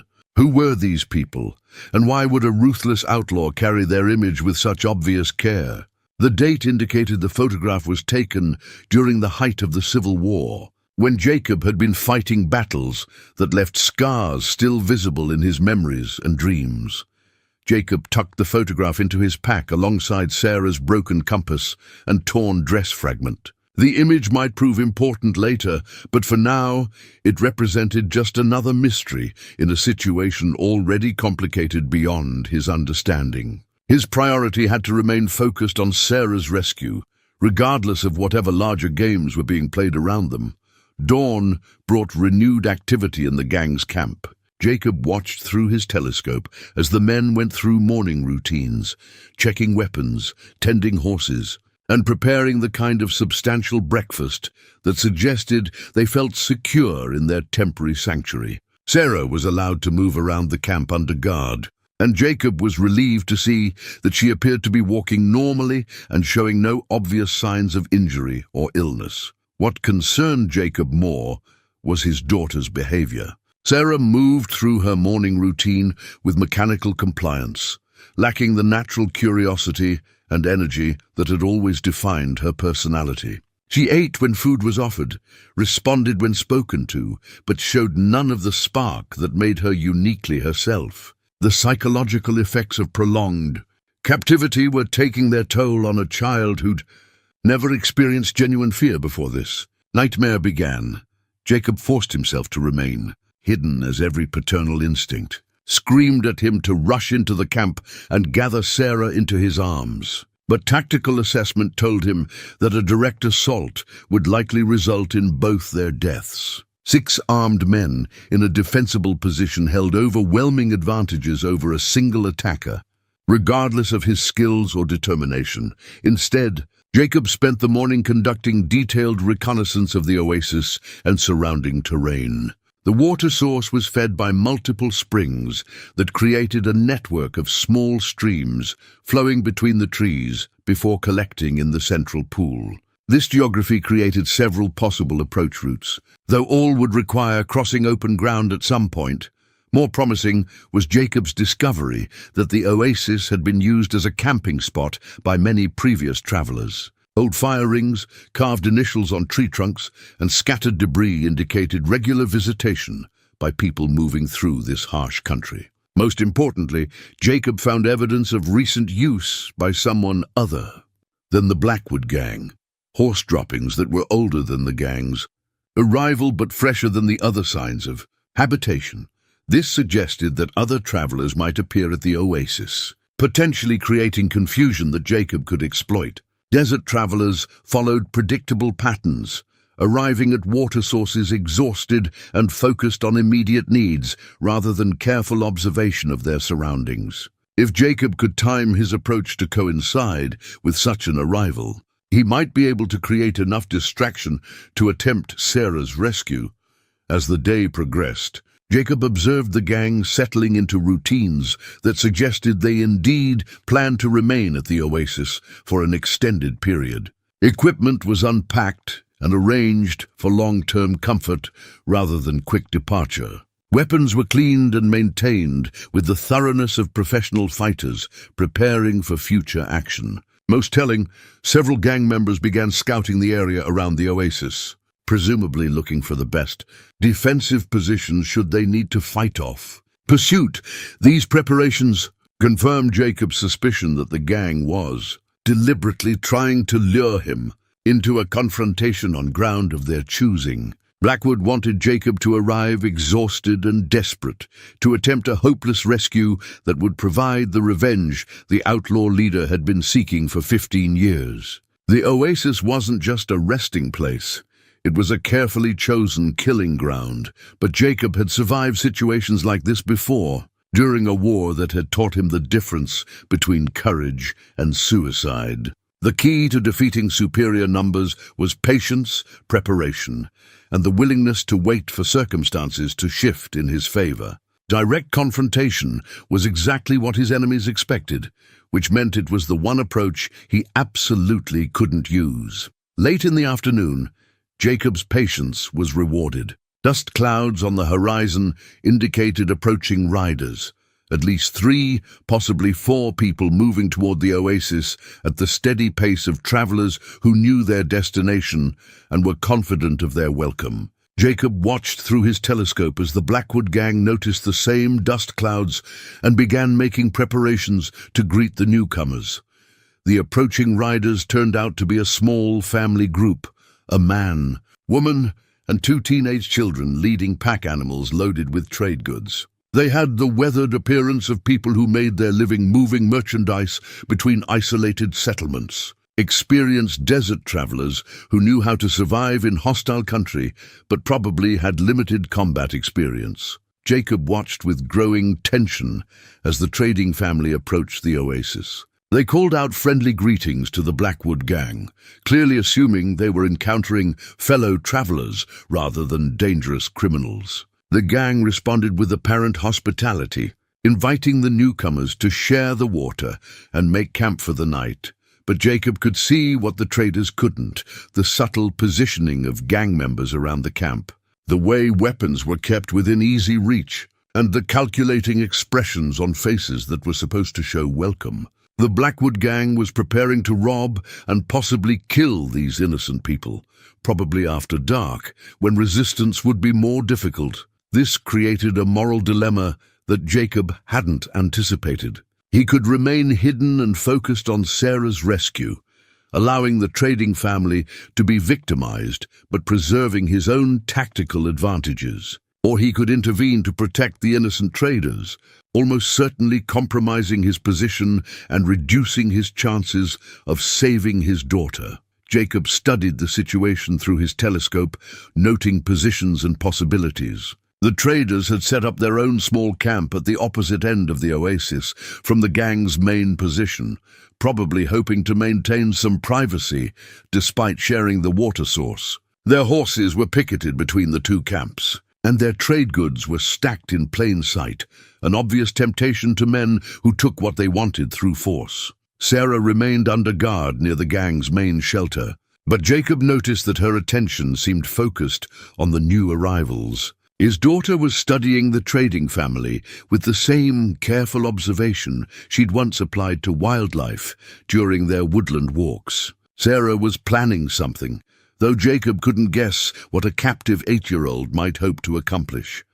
As evening approached, both camps prepared for night in their different ways. The trading family shared a simple meal and settled into comfortable routines that spoke of many nights spent camping in dangerous country. The Blackwood gang maintained their appearance of casual friendship while making subtle preparations that Jacob recognized as preliminary to violence. Jacob faced a decision that would determine not only Sarah's fate, but also the lives of 4 innocent people who'd had the misfortune to arrive at the wrong place at the wrong time. Every tactical manual he'd ever studied recommended against dividing his focus between multiple objectives. But Jacob found himself unable to abandon the trading family to certain death. The solution came to him as he watched the sun sink toward the western horizon, painting the desert in shades of red and gold that reminded him of blood and fire. Instead of choosing between Sarah's rescue and the traders' protection, he would use the coming violence to create the chaos he needed for both objectives. Jacob began moving into position as darkness fell over the oasis. His plan was desperate, dependent on timing and luck in equal measure, but it offered the only possibility he could see for saving both his daughter and the innocent family who'd wandered into Blackwood's trap. The old photograph in his pack seemed to burn against his ribs as Jacob prepared for a confrontation that would either end his long pursuit or transform him back into the kind of man he'd spent 15 years trying to forget. Somewhere in the darkness ahead, Sarah waited for rescue that might cost everyone their lives. But Jacob McAllister had never walked away from a fight when innocent people needed protection, and he wasn't going to start now, even if it meant sacrificing his best chance of saving his own daughter. The attack came at midnight, just as Jacob had predicted. He watched from his concealed position as 3 members of the Blackwood gang crept toward the traders' camp with weapons drawn, moving with the practiced stealth of men who'd done this many times before. The family slept peacefully around their small fire, unaware that death was approaching on silent feet through the darkness. Jacob had positioned himself between the 2 camps, ready to intervene when the violence began. His plan was simple but desperate. Use the confusion of the attack to create enough chaos that he could reach Sarah while the gang was distracted. It wasn't much of a strategy, but it was better than watching innocent people die while he waited for a perfect opportunity that might never come. The lead attacker was within 10 feet of the sleeping traders when Jacob made his move. A carefully thrown rock struck the man in the head, dropping him unconscious to the sand. The second attacker spun toward the sound, giving Jacob the opening he needed to close distance and strike with the butt of his rifle. The third man managed to shout a warning before Jacob's knife found his throat, but the damage was already done. The trading family came awake to chaos, shouts from the gang's main camp, gunfire splitting the night air, and the sound of running feet on loose sand. Jacob had hoped for confusion, but what he got was a full-scale battle as the gang responded to his intervention with professional violence. "Stay down," Jacob shouted to the traders as bullets began flying overhead. "Keep your heads low and don't move until the shooting stops." Jacob sprinted toward the gang's main camp, using whatever cover the sparse vegetation provided while bullets whined past his head like angry insects. His own rifle spoke twice, dropping one gang member and sending another diving for shelter behind a stack of equipment. But there were still too many enemies, and he was caught in the open with nowhere to run. That's when Sarah surprised everyone that Jacob's daughter had somehow freed herself from her bonds and was now running through the chaos with the desperate speed that only terror could provide. But instead of fleeing toward the desert, she was running toward the gang's horses, shouting something Jacob couldn't understand over the gunfire. "Sarah, no!" Jacob yelled, changing direction to intercept her before she could be caught in the crossfire. "Get to cover!" But Sarah wasn't trying to escape. She was trying to reach something specific among the gang's supplies. Jacob watched in amazement as his 8-year-old daughter dove behind a pile of saddlebags and emerged clutching a leather portfolio that she held against her chest like a shield. "Papa!" Sarah called out, her voice clear, despite the violence surrounding them. "I found Mama's letters." The words hit Jacob like a physical blow. Mary's letters? What could Sarah possibly mean? His wife had died 3 years ago, and any correspondence she might have had was buried with her personal effects back at their mountain cabin. But there was no time to puzzle over Sarah's words. Marcus Blackwood himself had appeared at the edge of the firelight, a pistol in each hand and murder in his eyes. The outlaw leader moved with the fluid grace of a professional gunfighter, advancing on Jacob's position while his remaining men provided covering fire. "Jacob McAllister!" Blackwood called out over the noise of battle. "Finally decided to join the party, did you? Took you long enough to grow the backbone for a real fight." Jacob fired at Blackwood and missed, his shot going wide as he was forced to duck incoming bullets from multiple directions. The mathematics of the situation were impossible. Too many enemies, too little cover, and Sarah was still exposed near the gang's supplies with nowhere to run. "Give up, McAllister," Blackwood shouted. "Throw down your weapons and maybe the girl lives through this." "Never," Jacob replied, working his way closer to Sarah's position while keeping as much cover as possible between himself and the gang's guns. "Let her go and I'll surrender." Blackwood's laughter was harsh and bitter. "Surrender? After 15 years of hunting you, you think I'd settle for simple surrender? I want you to suffer the way I've suffered. I want you to know what it feels like to lose everything you love. The personal hatred in Blackwood's voice confirmed what Jacob had suspected. This wasn't just about money or random violence. The outlaw leader had some deep grievance against him, something rooted in events Jacob couldn't remember clearly. But the Civil War had been full of hard decisions and tragic consequences, and Jacob had made his share of choices that haunted his dreams. Jacob reached Sarah's position and pulled her into the dubious shelter of an overturned wagon. His daughter clung to the leather portfolio with desperate intensity, her eyes wide with excitement despite the bullets flying overhead. "Papa, you have to see this," Sarah whispered urgently. "Mama's letters are all here, and they say things I don't understand. She knew this man before she married you." Jacob took the portfolio with shaking hands, his mind reeling from this impossible revelation. Inside were dozens of letters, written in Mary's familiar handwriting, addressed to someone named Marcus and signed with endearments that made Jacob's blood run cold. The dates on the letters went back years before Jacob had met his wife, but some were more recent, much more recent. The most recent letter was dated just weeks before Mary's death. Jacob read it by the flickering light of the burning camp, his heart breaking with every word. "My dearest Marcus, I cannot continue this deception much longer." Jacob suspects nothing, but Sarah grows more curious about her true parentage with each passing day. "She has your eyes, your stubborn spirit, and I fear that someday she will ask questions I cannot answer. If something happens to me, promise me you will care for her as your own daughter. She is innocent of the choices we made, and she deserves better than to pay for our mistakes." Jacob stared at the letter until the words blurred, unable to process what he was reading. Mary had been in communication with Marcus Blackwood throughout their marriage. Sarah might not be his biological daughter.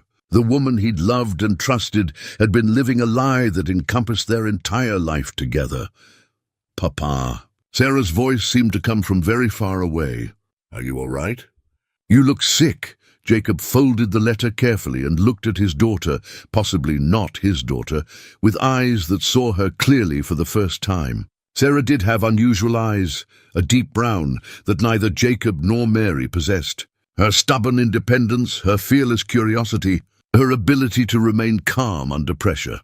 All traits that Jacob had attributed to good parenting, but that might actually be inherited from a man he'd spent weeks hunting across impossible terrain. "Sarah," Jacob said quietly, "do you understand what these letters mean?" His daughter nodded solemnly. "The bad man thinks he's my real papa, but you're the one who taught me everything, who took care of me when Mama died, who came to find me when I got taken. That makes you my real papa, doesn't it?" The simple wisdom of those words cut through Jacob's shock and pain like a clean blade. Sarah was right. Parenthood was about love and dedication, not just biology. He'd been her father in every way that mattered for 8 years, and no revelation from the past could change that bond. But the knowledge did explain Marcus Blackwood's behavior, his willingness to cross deadly terrain with a kidnapped child, and his determination to make Jacob suffer. The outlaw leader believed Sarah was his daughter, taken from him by a man who'd stolen both his woman and his child. In Blackwood's mind, this wasn't kidnapping. It was reclaiming what belonged to him. The gunfire had stopped while Jacob wrestled with his personal revelation.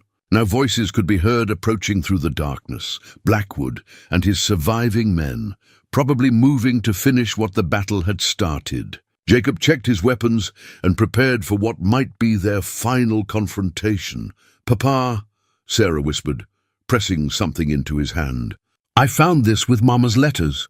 I think it's important." Jacob looked down to see a small silver locket that he'd never seen before. Inside was a miniature photograph of Sarah as a baby, and opposite it, a picture of Marcus Blackwood as a much younger man. The resemblance between father and daughter was unmistakable once Jacob knew what to look for. The locket was more than just a keepsake. It was proof of Sarah's parentage and evidence of Mary's secret relationship with the outlaw leader. But it was also something else, a symbol of the complex web of love, loss, and loyalty that had brought them all to this deadly confrontation in a desert oasis. Jacob closed the locket and tucked it into his shirt pocket next to his heart. Whatever biological connections existed between Sarah and Marcus Blackwood, Jacob knew with absolute certainty that he would die before allowing anyone to take his daughter away from him. The truth about Sarah's parentage changed nothing about his love for her, but it did help him understand the forces that had shaped this confrontation. "Stay close to me," Jacob told Sarah as footsteps approached their position. "Whatever happens next, remember that you are my daughter in every way that matters, and I love you more than life itself."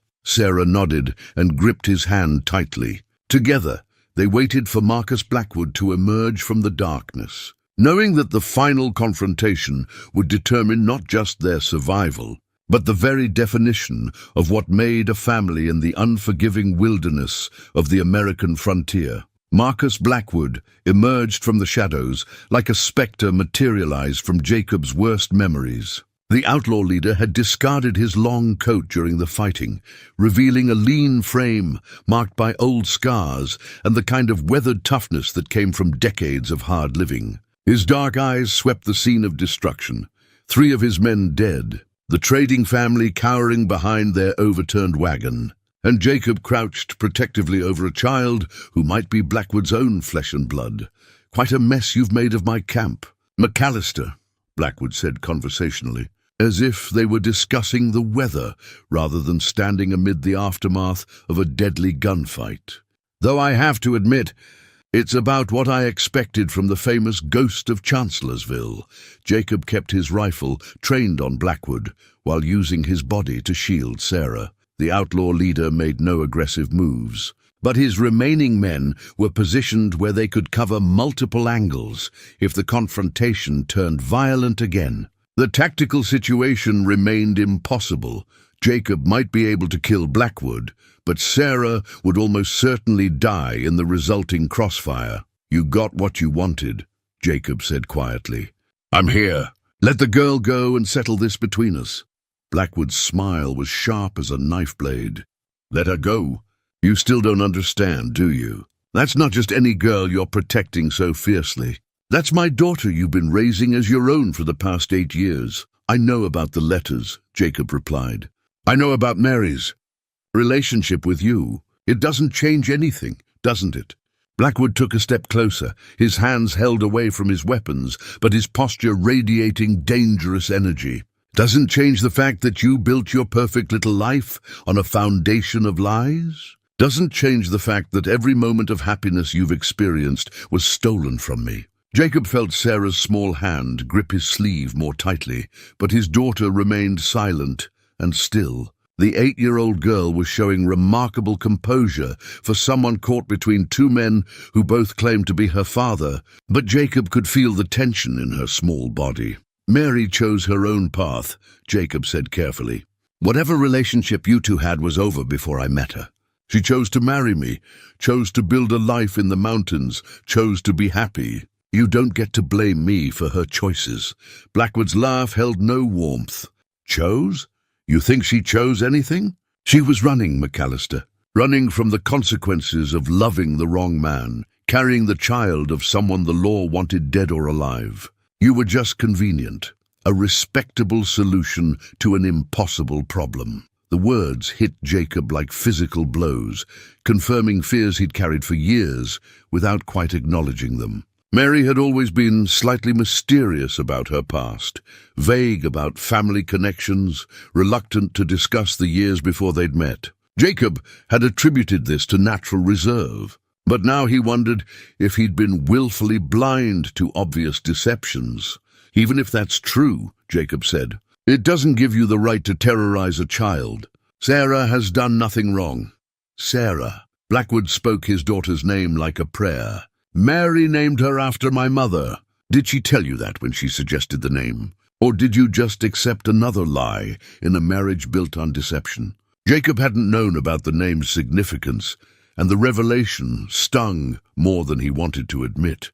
How many other details of his life with Mary had been calculated deceptions rather than genuine expressions of love? The foundation of his identity as a husband and father was crumbling beneath the weight of these revelations. But Sarah's voice cut through his doubts like sunlight through storm clouds. "My Mama loved Papa Jacob," she said firmly, stepping out from behind his protective stance to face Blackwood directly.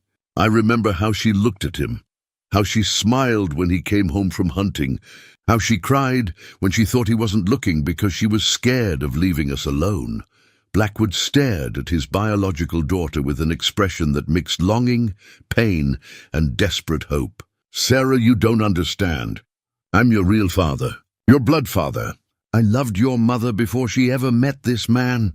"I know," Sarah replied, with the devastating honesty that only children possessed. "I read some of the letters. But Papa Jacob is the one who taught me to track animals and read weather signs.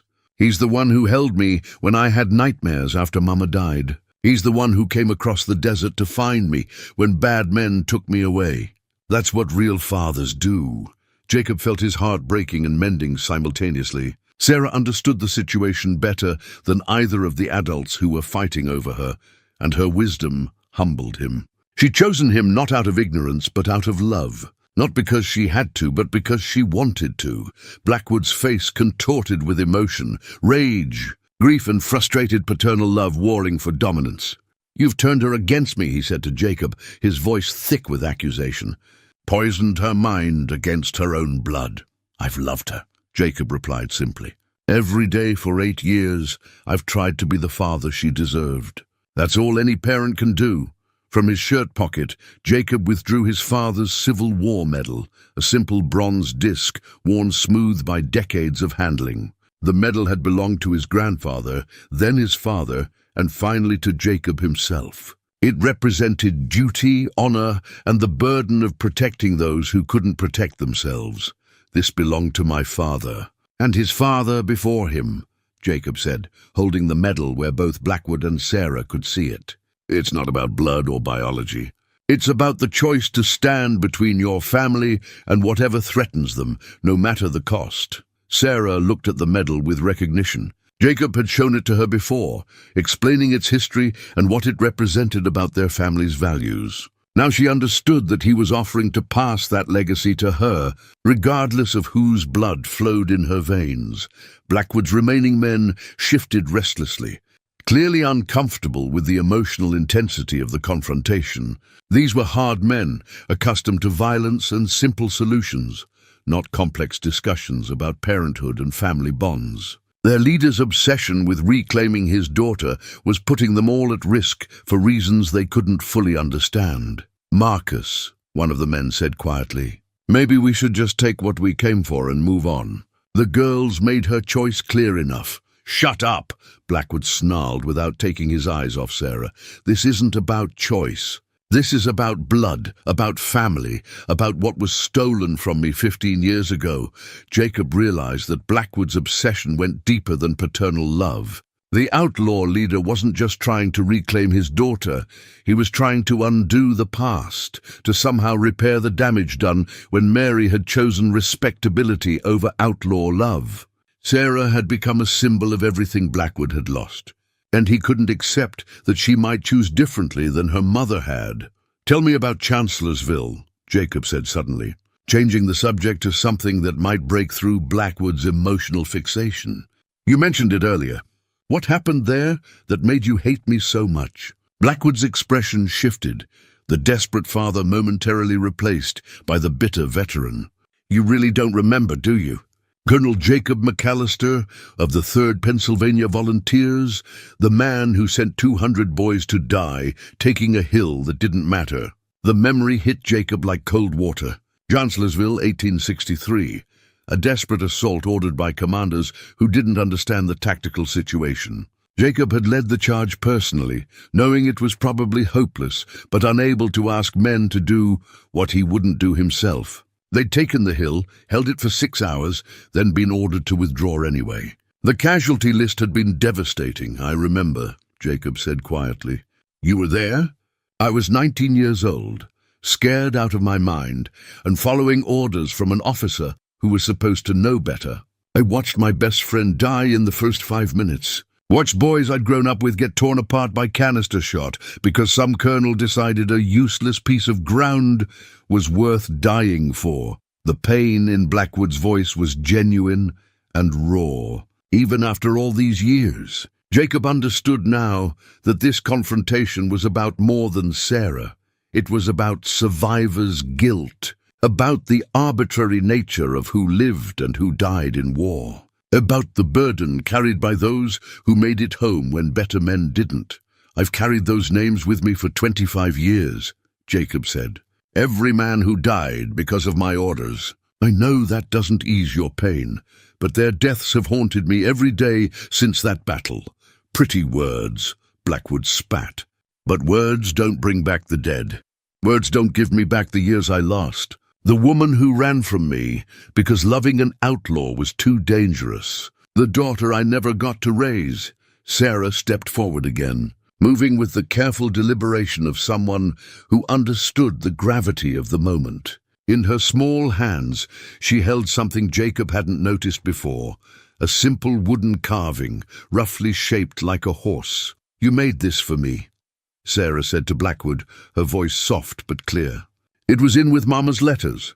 She kept it all these years because it reminded her of you." Blackwood stared at the crude carving as if seeing a ghost. "I whittled that for you when you were just a baby," he whispered. "Your mother said you liked horses, that you laughed when she made galloping sounds." "I still like horses," Sarah said. "Papa Jacob taught me to ride. He said maybe someday we'd get a pony of our own when we had enough money saved up."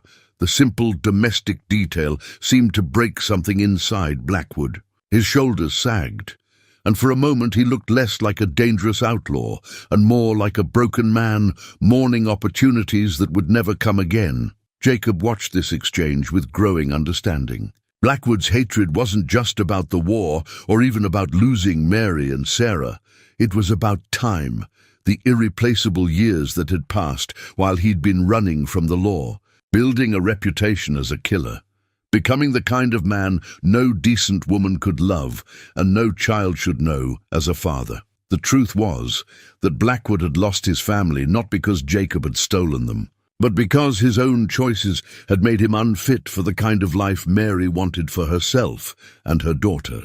Jacob had simply been in the right place at the right time to offer what Blackwood could never provide: stability, respectability and safety, but that knowledge didn't make the confrontation any less dangerous. A man who'd built his identity around hatred and revenge couldn't easily let go of those emotions, even when faced with evidence that they were destroying what he claimed to love most. Jacob prepared himself for whatever came next, knowing that the final moments of this confrontation would determine whether Sarah grew up knowing peace or violence, whether she learned that family was about love or about the bitter satisfaction of old grudges finally settled. The desert silence stretched between them like a held breath. 3 armed men faced each other around the dying embers of the campfire, while an 8-year-old girl held the power to determine whether the night ended in reconciliation or bloodshed.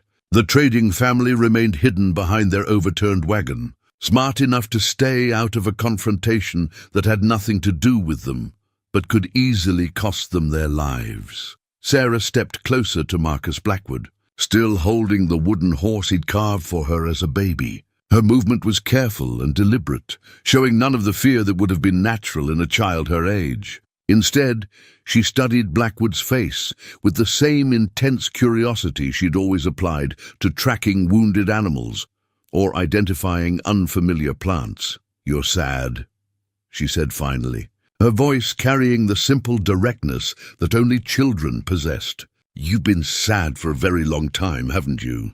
Blackwood's composure cracked at the unexpected observation. Yes, I have been sad. Angry too, but mostly sad. Mama was sad sometimes," Sarah continued, "especially when she thought Papa Jacob and I couldn't see her. She used to look out the window toward the desert like she was waiting for someone to come home." Jacob felt a stab of pain at this revelation. He'd noticed Mary's occasional melancholy, but had attributed it to grief for family members lost to disease or violence, the common sorrows of frontier life. Now he realized she'd been mourning a very specific loss, thinking about a man she'd loved but couldn't build a life with. "She was waiting for me," Blackwood said quietly. "Even after all those years, part of her was still waiting for me to become the kind of man she could bring home to her daughter." Sarah nodded, as if this made perfect sense to her. "But you couldn't become that man, could you? Because being an outlaw was easier than being a papa."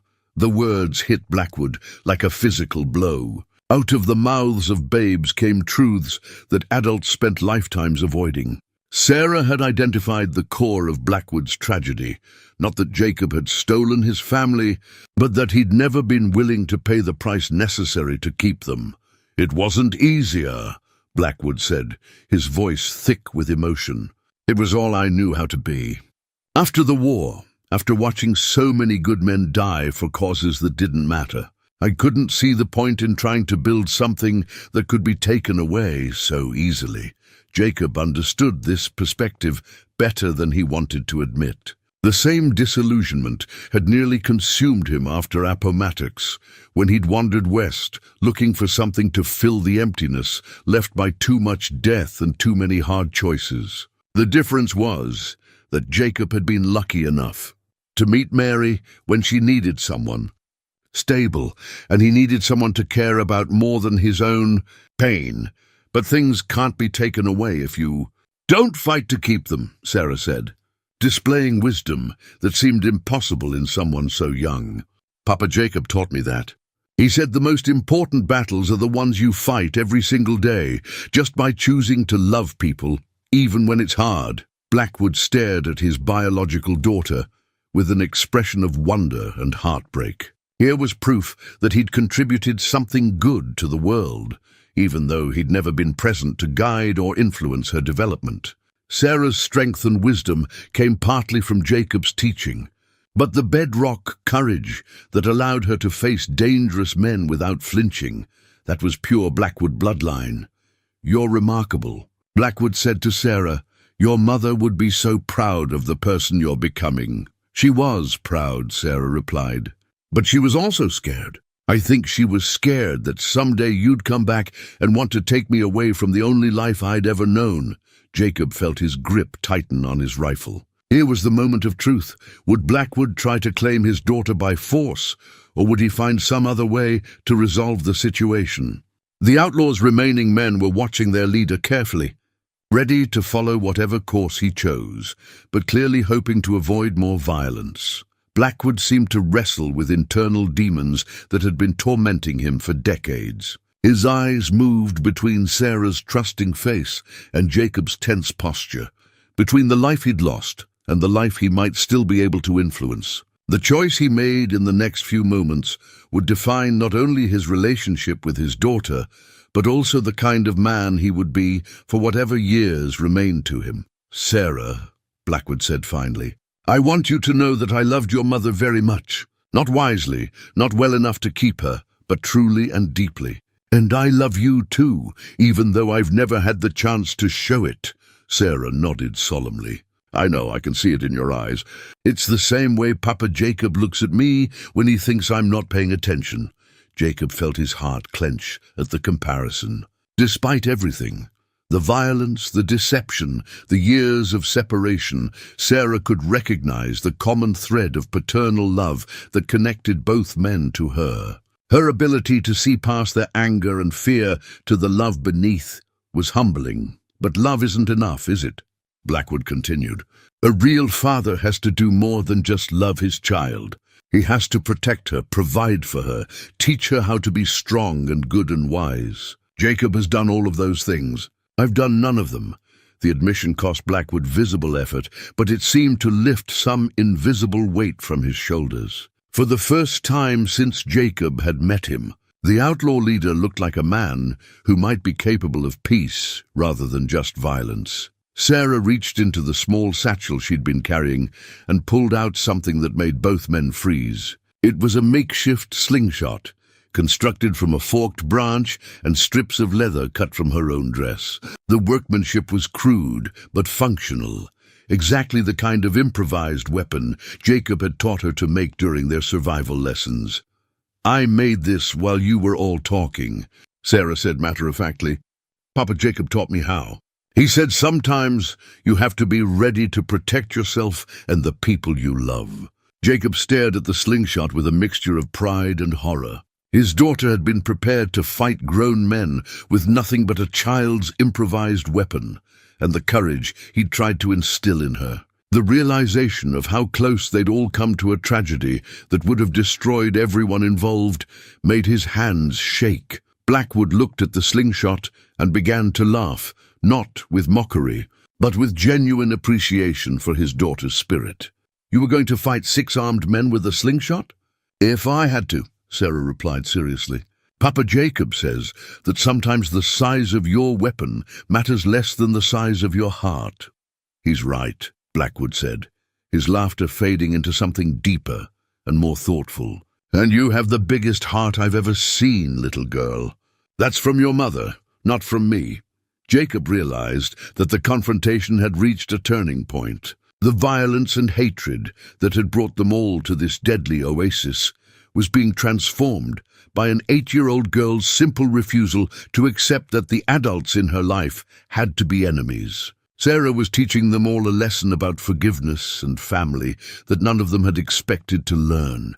But the night wasn't over yet, and Jacob knew that understanding didn't automatically translate to resolution. Blackwood might acknowledge the wisdom of leaving Sarah with the only father she'd ever known, but his men might not be willing to accept such an anticlimactic ending to their long pursuit. And there was still the matter of the crimes Blackwood had committed, the innocent people he'd victimized, and the debt he owed to society for his years as an outlaw. The final test was yet to come.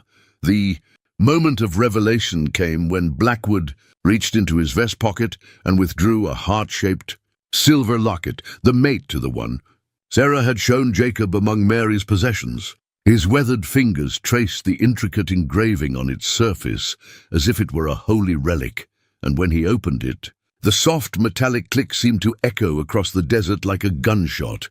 Inside the locket were 2 tiny photographs. One showed Mary as a young woman, barely more than a girl, smiling with the carefree joy of someone who believed the future held nothing but happiness. The other showed a baby, Sarah, perhaps 6 months old, sleeping peacefully in someone's arms. "This is all I had of either of you for 8 years, Blackwood said, his voice barely above a whisper. "I used to take it out every night and wonder what you looked like, what your voice sounded like, whether you were happy or sad or afraid." Sarah stepped closer and extended her own locket, the one she'd found among her mother's things. When placed side by side, the 2 pieces formed a complete heart, obviously designed to be shared between lovers who were separated by distance or circumstance. "Mama kept the other half," Sarah said softly. "She used to hold it sometimes when she thought nobody was watching, especially when Papa Jacob was away hunting and the cabin felt too quiet." Jacob watched this exchange with emotions too complex to name. Part of him felt jealous of the connection between Mary and Blackwood that had survived years of separation. But a larger part of him felt grateful that Mary had found some way to remember happiness during the dark periods when grief and loneliness threatened to overwhelm her. "She never forgot you," Sarah continued, looking directly at Blackwood. "But she also never regretted choosing to make a life with Papa Jacob. She told me once that sometimes loving someone means wanting them to be safe and happy, even if that means they can't be with you." Blackwood's face contorted with pain and something that might have been relief. "She was always wiser than I was. Even when we were young, she could see consequences I was too stubborn to acknowledge." "Marcus," said one of Blackwood's remaining men, shifting impatiently, "this is all very touching, but we need to make a decision. Dawn's coming, and if there are posses following our trail, we can't afford to stay here much longer." Jacob tensed, recognizing the voice of pragmatism that often ended emotional moments with violence. Blackwood's men had followed him across brutal terrain and through deadly confrontations, and they deserved an answer about whether this reunion would result in the prize they'd been promised, or just more complications. "You're right." "Pete," Blackwood said, closing his locket with a decisive snap. Time to make some hard choices. He turned to Jacob, and for a moment the two men simply stared at each other across 8 years of pain, misunderstanding, and shared love for the same remarkable child. Jacob saw something in Blackwood's eyes that he hadn't expected, not defeat or resignation, but a kind of peace that came from finally understanding what needed to be done. "Jacob McAllister," Blackwood said formally, "I've spent 15 years hating you for something that was never your fault. You didn't steal my family. I threw them away through my own choices and cowardice. You gave them the life I was too selfish and too afraid to provide." "Marcus," Jacob began, but Blackwood held up a hand to stop him. "Let me finish. I kidnapped your daughter and put you both through hell because I wanted to punish you for being a better man than I was. That was wrong, and I'm sorry. Sarah belongs with you, not because of blood or law, but because you've earned the right to be her father through 8 years of love and sacrifice." The apology hung in the desert air like something fragile and precious. Jacob felt his anger and fear drain away, replaced by something he hadn't expected to feel toward Marcus Blackwood: understanding, and perhaps even a grudging respect. "What happens now?" Jacob asked quietly. Blackwood looked at his remaining men, then at Sarah, then out toward the eastern horizon, where the first pale hints of dawn were beginning to show. "Now I try to figure out how a man changes the direction of his life when he's been running in the wrong direction for so long." Sarah stepped between the two men and took each by the hand. Her small fingers were warm and strong, and Jacob felt some of the tension leave his body at her touch. "Maybe," Sarah said carefully, "you don't have to run away anymore. Maybe you could try staying in one place and building something instead of just taking things." "It's not that simple, little one," Blackwood replied sadly. "I've done things, bad things, that can't be undone just because I finally understand what's important. There are consequences for the choices I've made." "Like what?" Sarah asked with the directness that had been surprising adults all her life. Blackwood gestured toward his men and the evidence of violence scattered around their camp. "Like the fact that I'm wanted for murder, robbery, and kidnapping in 3 territories. Like the fact that there are probably marshals and bounty hunters following our trail right now. Like the fact that good men are dead because of orders I gave and choices I made." Sarah considered this information with the seriousness she brought to all adult problems that were presented to her honestly.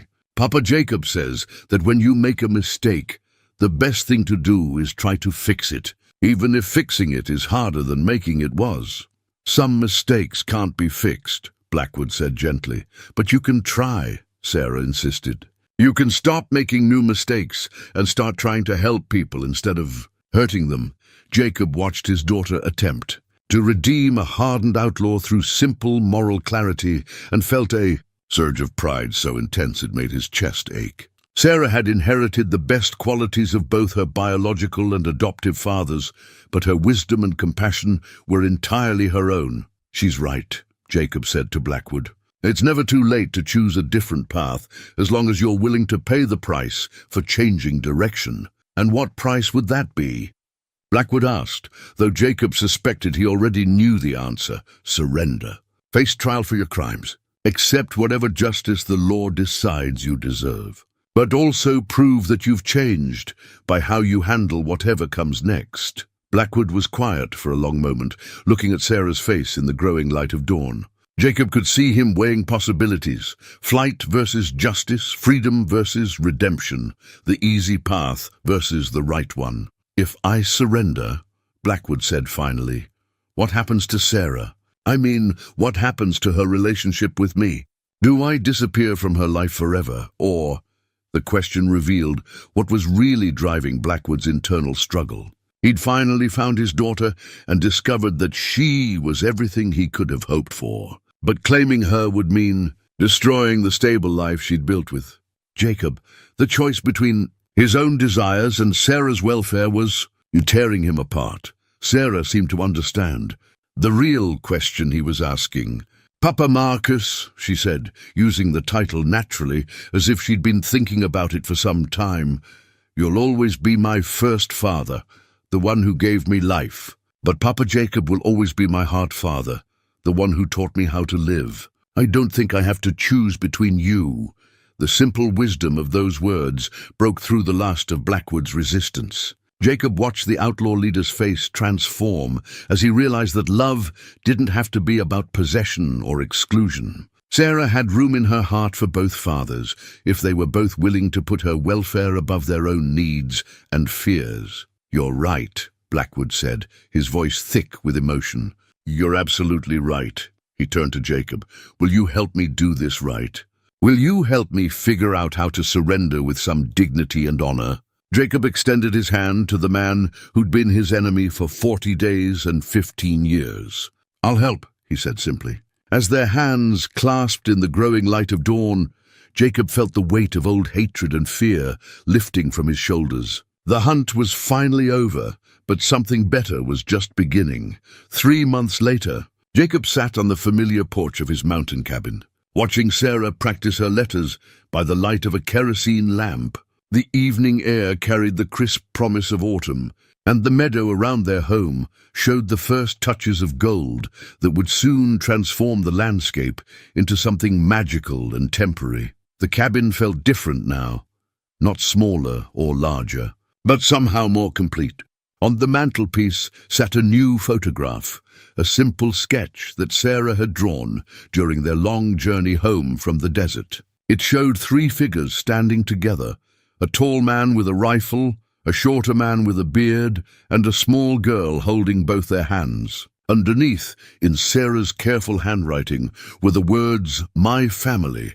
Marcus Blackwood had kept his word. With Jacob and Sarah accompanying him as witnesses to his voluntary surrender, he'd ridden into the territorial marshal's office in Santa Fe and confessed to 15 years of crimes. The trial had been swift but fair, and the judge had taken Blackwood's surrender and cooperation into account when determining his sentence. Instead of hanging, he'd received 20 years of hard labor, with the possibility of parole after 10 years if he demonstrated genuine rehabilitation. The trading family they'd rescued at the oasis had testified on Blackwood's behalf, describing how he'd protected them during the journey to Santa Fe and helped them recover the trade goods that had been scattered during the gunfight. It was a small gesture of redemption, but it had made a difference in how the court viewed his case. Jacob pulled out the latest letter from the territorial prison, written in Blackwood's careful handwriting and addressed to Sarah McAllister.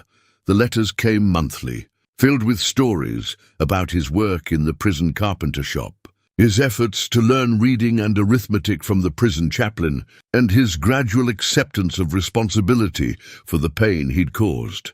Most importantly, the letters never asked Sarah to choose between her fathers or suggested that she should feel guilty about the happiness she'd found with Jacob.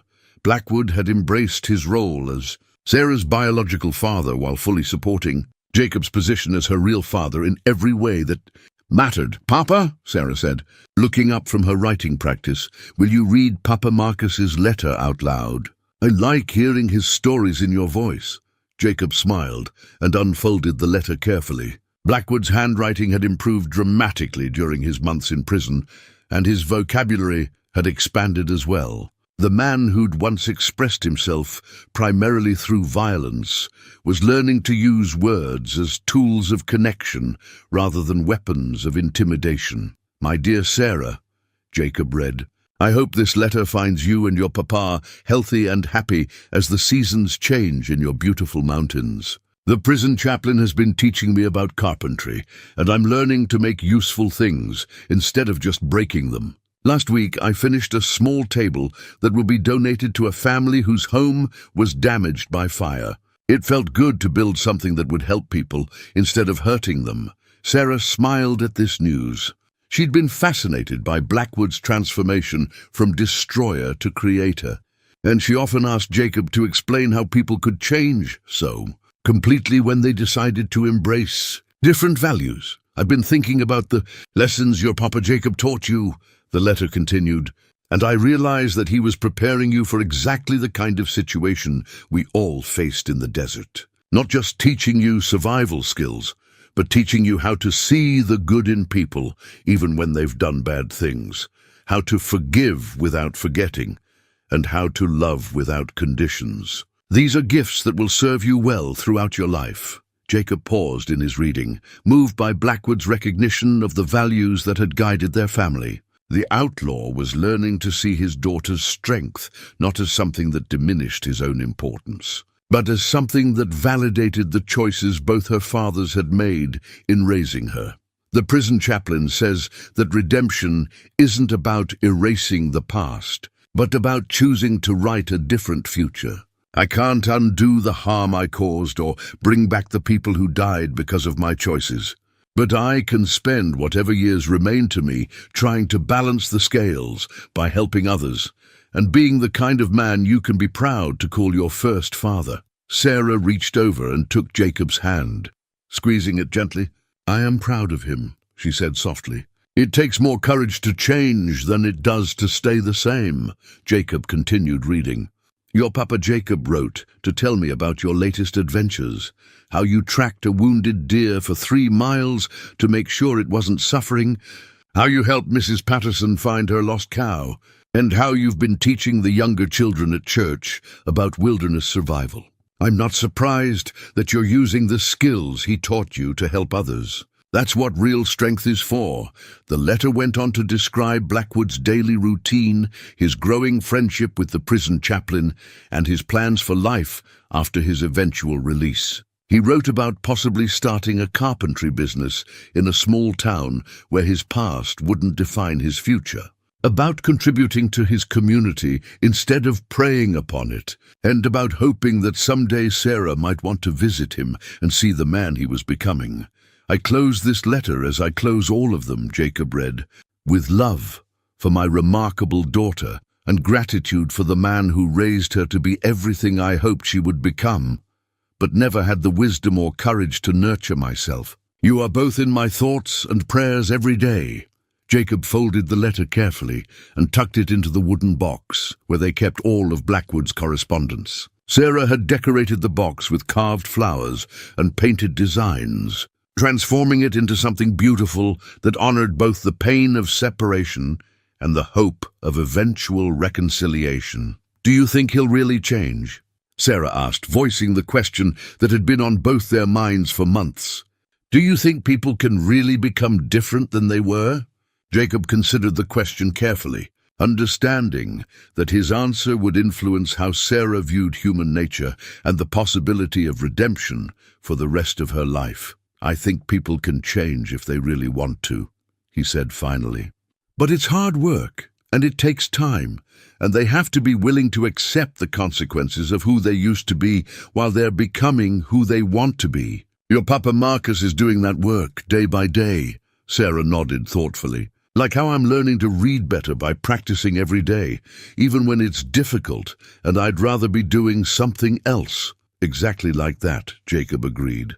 "Except changing who you are as a person is much harder than learning to read, because you have to change your thoughts and feelings and habits, not just your knowledge." As they sat together in comfortable silence, watching the first stars appear in the darkening sky, Jacob reflected on how much their lives had changed since that terrible morning when Sarah had been taken from him. The 40-day pursuit had transformed him from a peaceful mountain man back into the kind of warrior he'd tried to leave behind. But it had also taught him that love sometimes required embracing aspects of yourself you'd rather forget.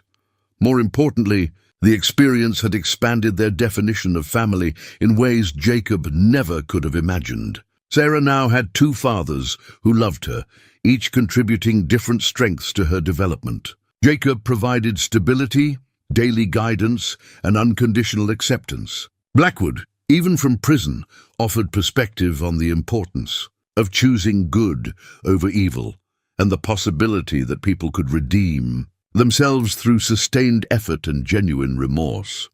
The wooden doll that had started their journey, the simple toy that represented Jacob's love for his daughter, now sat on Sarah's windowsill alongside other artifacts from their adventure. The broken compass had been repaired and returned to working order, symbolizing their ability to find their way home, despite being lost in hostile territory. The fragments of Mary's letters had been carefully preserved, not as evidence of deception, but as proof that love could survive separation and time. Most significantly, Sarah had created her own artifact to commemorate their experience, a detailed drawing that showed their cabin surrounded by all the people who'd touched their lives. Jacob and Sarah stood in the center, but the image also included Mary, drawn from memory and faded photographs.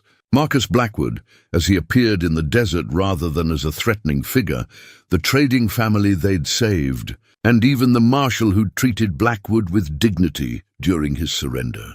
"Papa," Sarah said, interrupting Jacob's reverie, "I've been thinking about what I want to be when I grow up." "Oh? And what's that?" "I want to help people find their way home when they're lost," she said seriously. "Not just lost in the wilderness, but lost in their lives. Like Papa Marcus was lost until he found us again." Jacob felt his heart swell with pride and love. Sarah had transformed the trauma of her kidnapping into a mission of compassion, choosing to see her ordeal as preparation for helping others, rather than as something that had damaged her permanently. "That's a beautiful goal," Jacob said, "and I think you'll be very good at it. You've already had plenty of practice." Sarah smiled and returned to her writing practice, working on a letter she was composing to Marcus Blackwood. Her correspondence with her biological father had become an important part of her education, teaching her about forgiveness, redemption, and the complexity of human nature in ways no schoolbook could match. As Jacob watched his daughter write by lamplight, surrounded by the artifacts and memories of their extraordinary journey, he realized that the hunt for Sarah had ended exactly where it began, with a father and daughter sitting together in the peace of their mountain home, grateful for each other's presence and confident in their love. The difference was that their family had grown larger, their understanding had grown deeper, and their appreciation for the precious gift of ordinary moments had been refined by the knowledge of how quickly everything could be lost. They had learned that family was indeed defined by love rather than blood. But they had also learned that love could encompass more complexity and forgiveness than they'd ever imagined possible. Outside their cabin, the mountain wind whispered through the pine trees with the same gentle voice that had blessed their mornings for years. But now Jacob heard in that sound not just the promise of another peaceful day, but the echo of his own journey from vengeance to understanding, from desperate pursuit to grateful acceptance. The 40 days in the desert had tested every survival skill he possessed. But the true test had been learning that some victories could only be won by choosing mercy over justice, redemption over revenge. In saving Sarah, Jacob had also saved himself from becoming the kind of man his daughter would have been ashamed to call father. As Sarah finished her letter and prepared for bed, she looked up at Jacob with eyes that held wisdom far beyond her 8 years. "Papa," she said quietly, "do you think we'll ever see Papa Marcus again? I mean, outside of prison?" Jacob considered the question carefully, understanding that his answer would shape Sarah's hopes and expectations for years to come. "I think so," he said finally. "Not soon and not in the way any of us might have planned, but yes. I believe we'll see him again when he's ready to be the man you deserve to know." Sarah nodded, satisfied with this measured hope.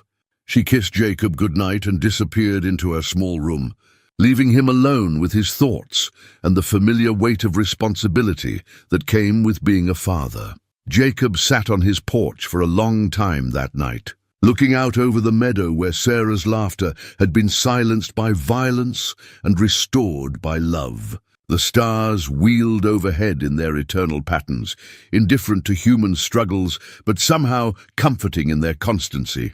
Tomorrow would bring new challenges, new lessons to teach and learn, new opportunities to prove that love was indeed stronger than fear. But tonight, Jacob McAllister was simply a man who had gotten his daughter back, learned that families could be larger and more complicated than he'd ever imagined. and discovered that sometimes the most important journeys led not to new destinations, but back to the place you started with deeper appreciation for what you'd nearly lost. The mountain man's hunt was over. The father's work would continue forever.